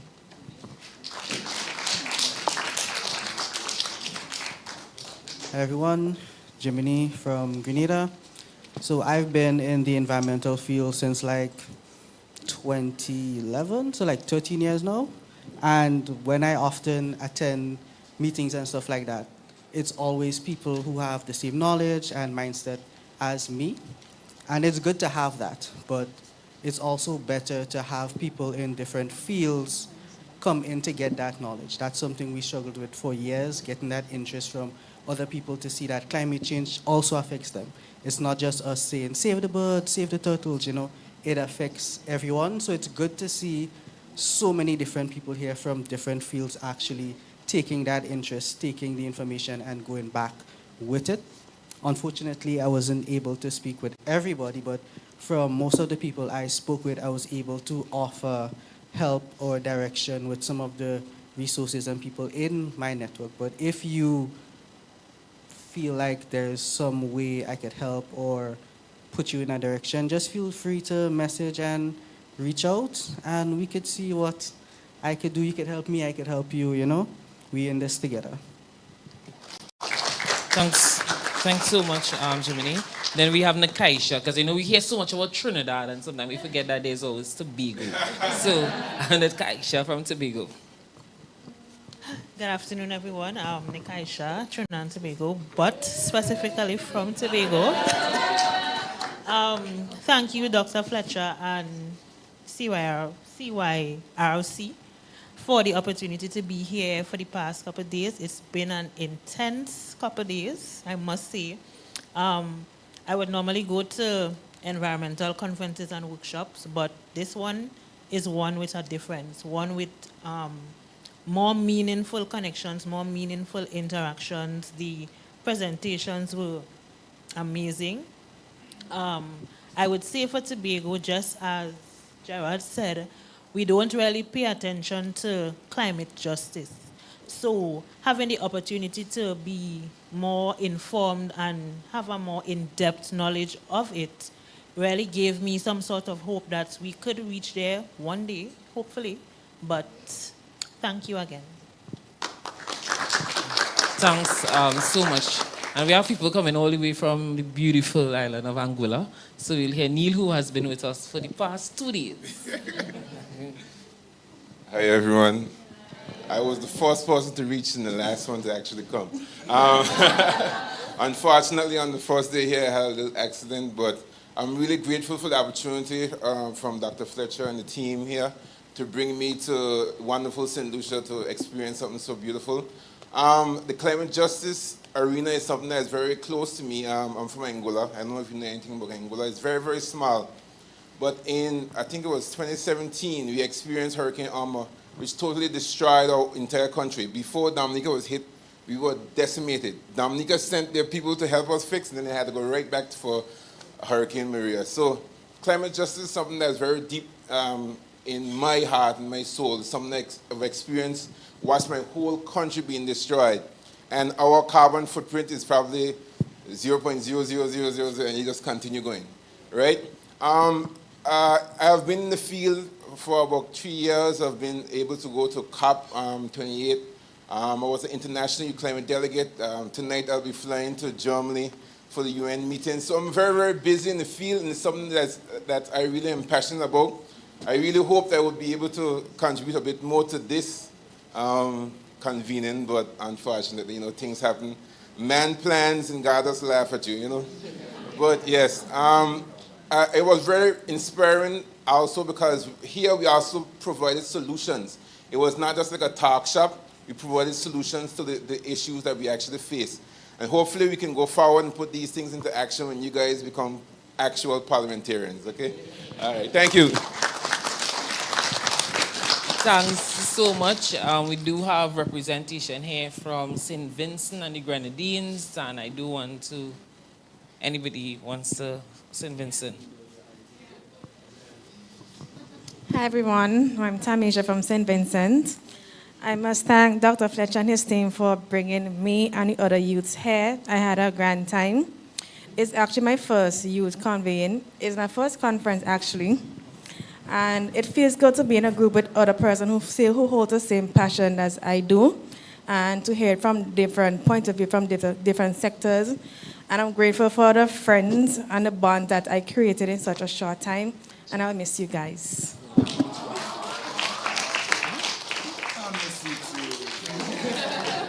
pass it along. Shema there. Shema from Jamaica. Well, I'm Shema from Jamaica, as you heard. So, I was speaking about this in an interview earlier, so I have so much to say, but I'm going to keep this one short, I promise.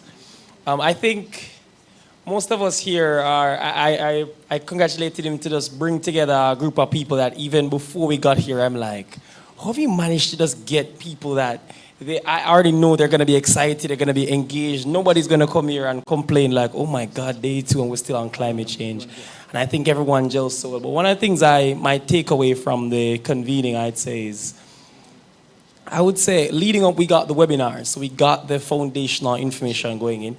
I've appreciated just how coming here, our eyes have been open to just either there's ways of doing something that either us here just never thought about.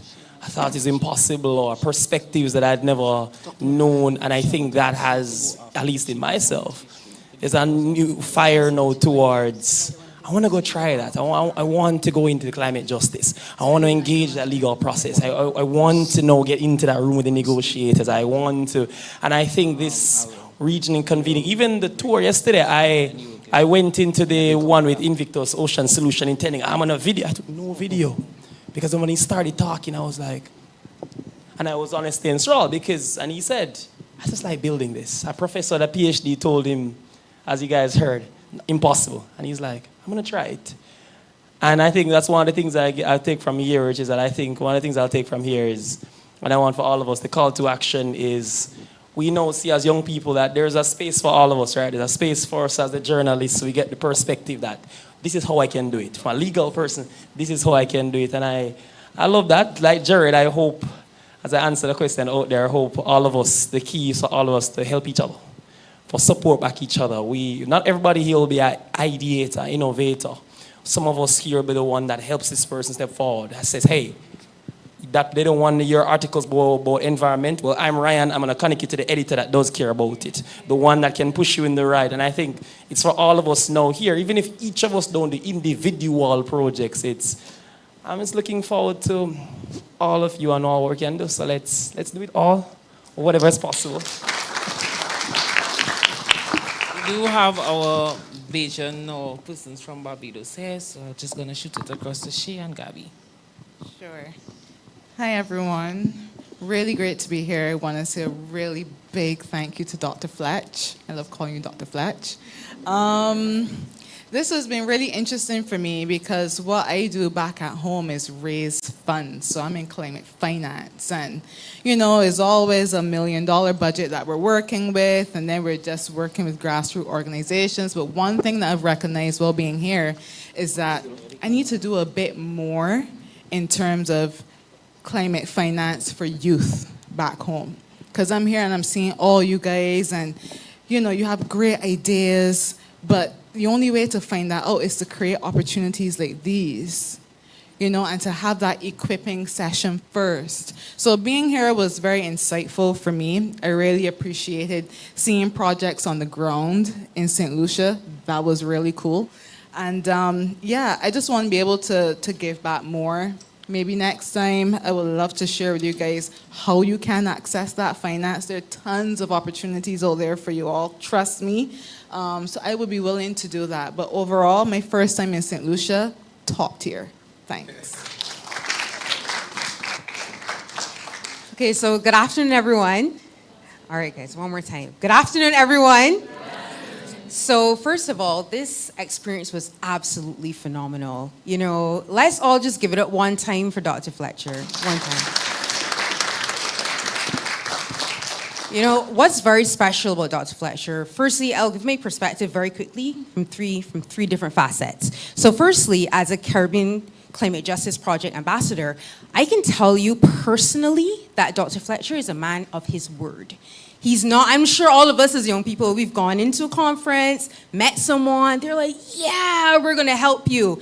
And then you reach out and crickets, right? You never hear from them ever again. It was just a bunch of empty promises. So this is such an honor to see yet again that Dr. Fletcher and his team has come through on their word for this fantastic conference. So it gives me great pleasure to represent such an incredible brand. Then secondly, in my capacity here as well as the Sustainable Development Champion for Education in the Prime Minister's Office of Barbados, climate justice is very key for Barbados. I'm sure many of you may have heard of the Bridgetown Initiative, yeah? Yeah? Yes. So that is an increasing and steadily evolving document where we fuse climate action with policy, particularly focused on developing countries and SIDS, because that's what it's about, taking the relevant and current perspectives and really marrying it with policy for lasting change. And then finally, from my perspective as founder of the Earl and Bradshaw Foundation, and this is where I get extra excited because my passion is education. I'm going to also take a moment. Let's give a round of applause to these incredible young people. Mentorship is extremely dear to me. I believe that mentors can make or break you. You are the sum of the 5 people that you keep around you. And it was an honor for me to pour into you. We sat on that call last night, right? Some of us, we were on the phone 2, 3 o'clock. And I wanted to put this on wax, on record, that some of these young people were up to 2 and 3 o'clock this morning working, and we were finding sources. I was sending them articles because they wanted to make sure they represented their countries and represented themselves well. And at the Earl and Bradshaw Foundation, that's what it's about. Excellence, partnering with persons like Dr. Fletcher and CCJP and CRIC, because I also serve on the CRIC board as well too, for excellence for young people. And it touched me and it reaffirmed to me that climate justice is not just about the policies and the resolutions, which is incredible, I love that, but it's also about the people. And every single one of you have created and added the people back into climate justice. So moving forward, let's make this resolution come alive. And putting it out there, we have the largest and most awarded education programs to come out of the Caribbean. We reach over 10 million people and leaders. If you need to get any of your ideas out, please reach out to me, reach out to my colleague Shay, because we've got the connects and the finance to make this thing happen. So let's put the action behind the resolution and climate justice. Thank you from Barbados. Check. Action. I think that's where we want to take it. Dezan is sitting quietly behind there. I don't know, Dezan, if you want to share a few words as well. Thank you. I don't know how I follow up that, but I just want to say thank you so much to Dr. Fletcher again for this amazing experience, and to everyone that I got the chance to speak with. I know I did not get to speak with everybody, but those I did get to speak with, you are amazing. You are all amazing. The work that you're doing is amazing, and I just want you to not give up. Continue pushing. We need you out there. We need the Caribbean narrative out there. And I have really been inspired in terms of stories, story ideas, chatting with you all, learning from you all, story ideas, program ideas, have really come to me from this experience. So it was crucial that we all meet, and thank you, Dr. Fletcher, for making that happen. So thank you, and I want you all to give it up for, although we haven't heard from the Lucians, but St. Lucia has been a beautiful host, and give it up for...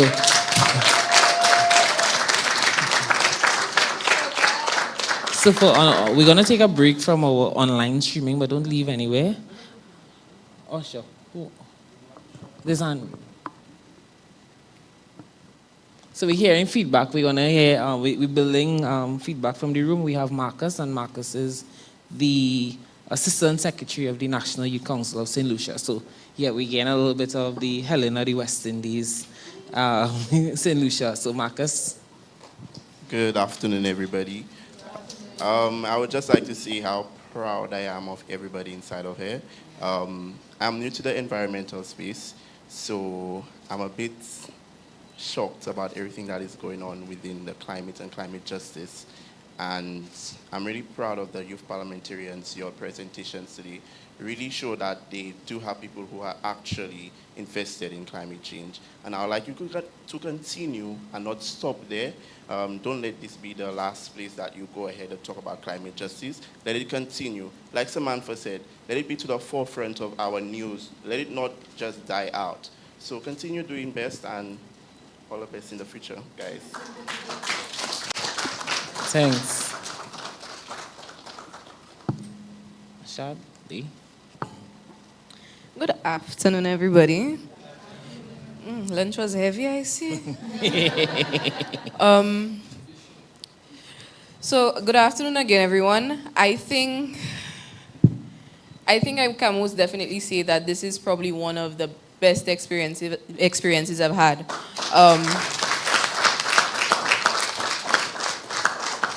I think from the workshops, learning from the young professionals, learning from our very own Dr. Fletcher, learning from all of you, the experiences we've had over the last four days, the labs we went to, the farm, everything, I think, not only enhanced what I knew about climate change, climate justice, the environment, but also gave me a sense of hope. I think for a very long time when I looked at the environment or the environmental space, climate change, climate justice, I always saw old men leading the fight.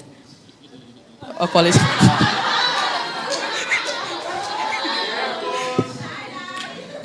There's an exception to every rule. He does it and he does it well. But a lot of persons who would talk and talk and talk, and then that's all it was, just hot air all about the place. And so I think getting to meet all of you, getting to hear your ideas, your work in your respective countries, communities, it really has given me that sense of hope that there is a future, one that is not going to be what the projected future is like if temperatures rise above 2 degrees Celsius. I think that if we continue, keep the fervor that we have now, the fervor that has been expressed so far, and continue to work, continue to ensure that we're clamoring for change and ensuring that change does happen, there's a bright future ahead of us. So thank you, everybody, for this experience. Thank you, Dr. Fletcher.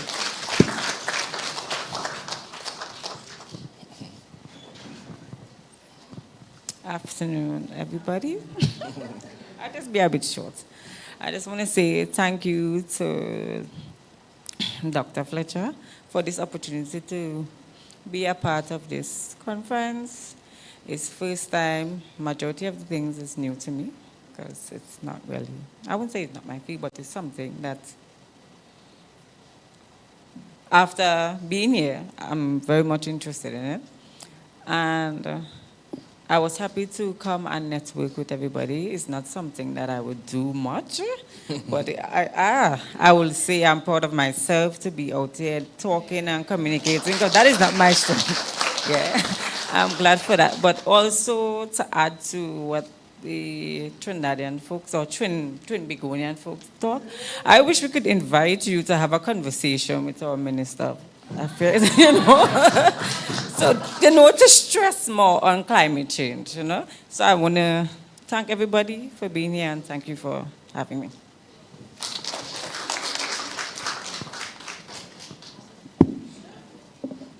All right, good afternoon, everyone. Zanika. Firstly, I want to thank Dr. Fletcher and his team for putting together this amazing event. I came across this on a whim, and I'm not sure what I expected, but the entire session has exceeded all expectations. It was a very amazing learning experience, getting the different perspectives of climate justice and sustainability. We heard from finance, we heard from a journalist, we heard the legal side of it, we heard the negotiator side of it. So you see this space that everyone has, and you can understand how you are able to contribute to it. So it even has wheels turning in my head as to how I personally can move forward and help throughout the region.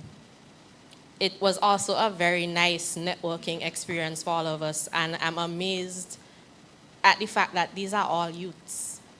The level of intelligence that these people have, it's very commendable. So give yourselves a round of applause. It's very, very commendable. So again, thanks to everyone. For those of you who are from outside of St. Lucia, the Lucians haven't spoken, but on their behalf, thank you for coming here. I hope you enjoyed it, and I really hope we see you again. And she has inspired you. You didn't say nothing like that. So just thank you for being here. We hope to see you again. Great. So I think we heard from most of the people in the room, but I'm going back on this side because I've heard so much from this young lady in blue that it would be remiss not for So we have two more because we don't want to, we want to ensure that no voice are left unheard. So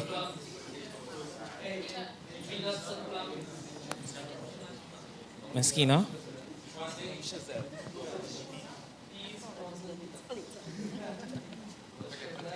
I'm going to be very brief because I'm supposed to speak again. But indeed, this convening has been exceptional. I am honored to have been here to be among so many brilliant young minds throughout the region.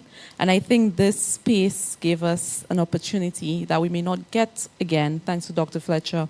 Hearing the networking connections, hearing the brilliant recommendations that came out, I am very impressed. And if there's one thing I know that I impacted on all of you is what? Thank you. Going quickly to the back here. Just a few words, nothing to... I'm not shy. Okay, good afternoon. I'm Katie from St. Lucia. This workshop kind of renewed my relationship with climate change, actually. When I was quite younger, my mother kind of forced me into what we used to call YEF. That was the Youth Environment Forum that the St. Lucia National Trust used to host. And when I got too old to attend, I became a mentor for about 4 years. It kind of fell off a little bit. And then I was scrolling on wherever, I can't remember where, I think it was Facebook. I saw it, and then I think I mentioned it to her, and she's like, oh, go. So I guess my mother forced me here again. But I am happy to say that it really reawakened a passion I thought maybe I had lost, or something I thought was a little, not outdated, but I was not seeing people my age, with my face, with my interests really making noise about. So I'm happy that I'm seeing not only St. Lucians, but I'm seeing Jamaicans, Angolans, and all other countries that would, in the future, work together, not with just me, but with St. Lucia, to get our region safer and better for future. Thank you. Great. We didn't forget you in front here. Just a few words. I'm not shy, it's okay.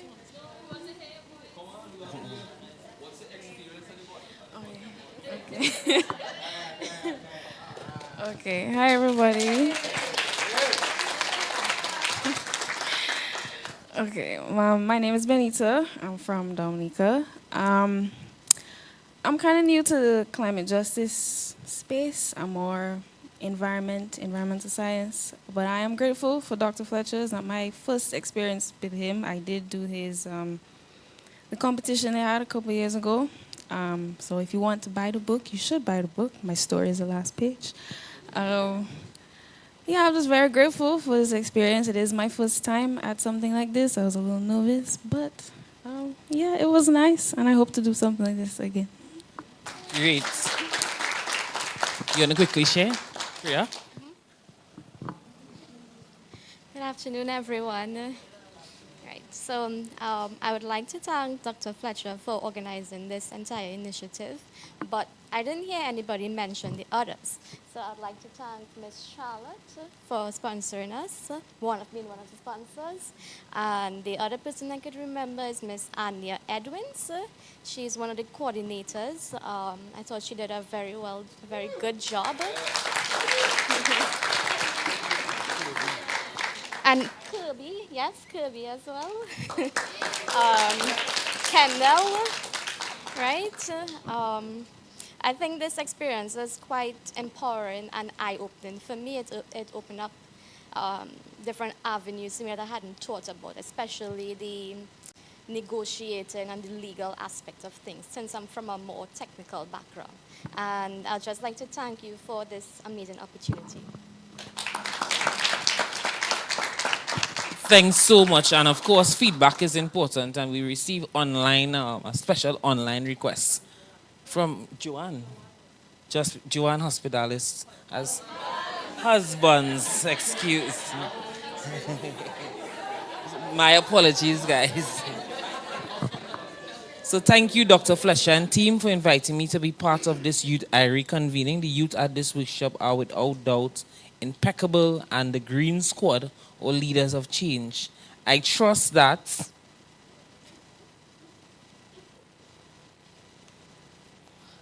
the knowledge will managed well, and all the actionable insights can be transferred to make a tangible difference at a regional level through supporting initiatives at an international level as climate negotiators or influencers of the process in some way. Stay IRIE, and you and all the winners of sustainable energy, progress, and climate justice.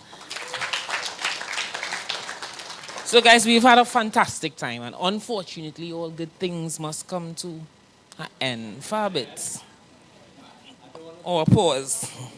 So we're just gonna break a bit from our live streaming, but you'll please remain seated, and yeah, for a special presentation. You ready? So,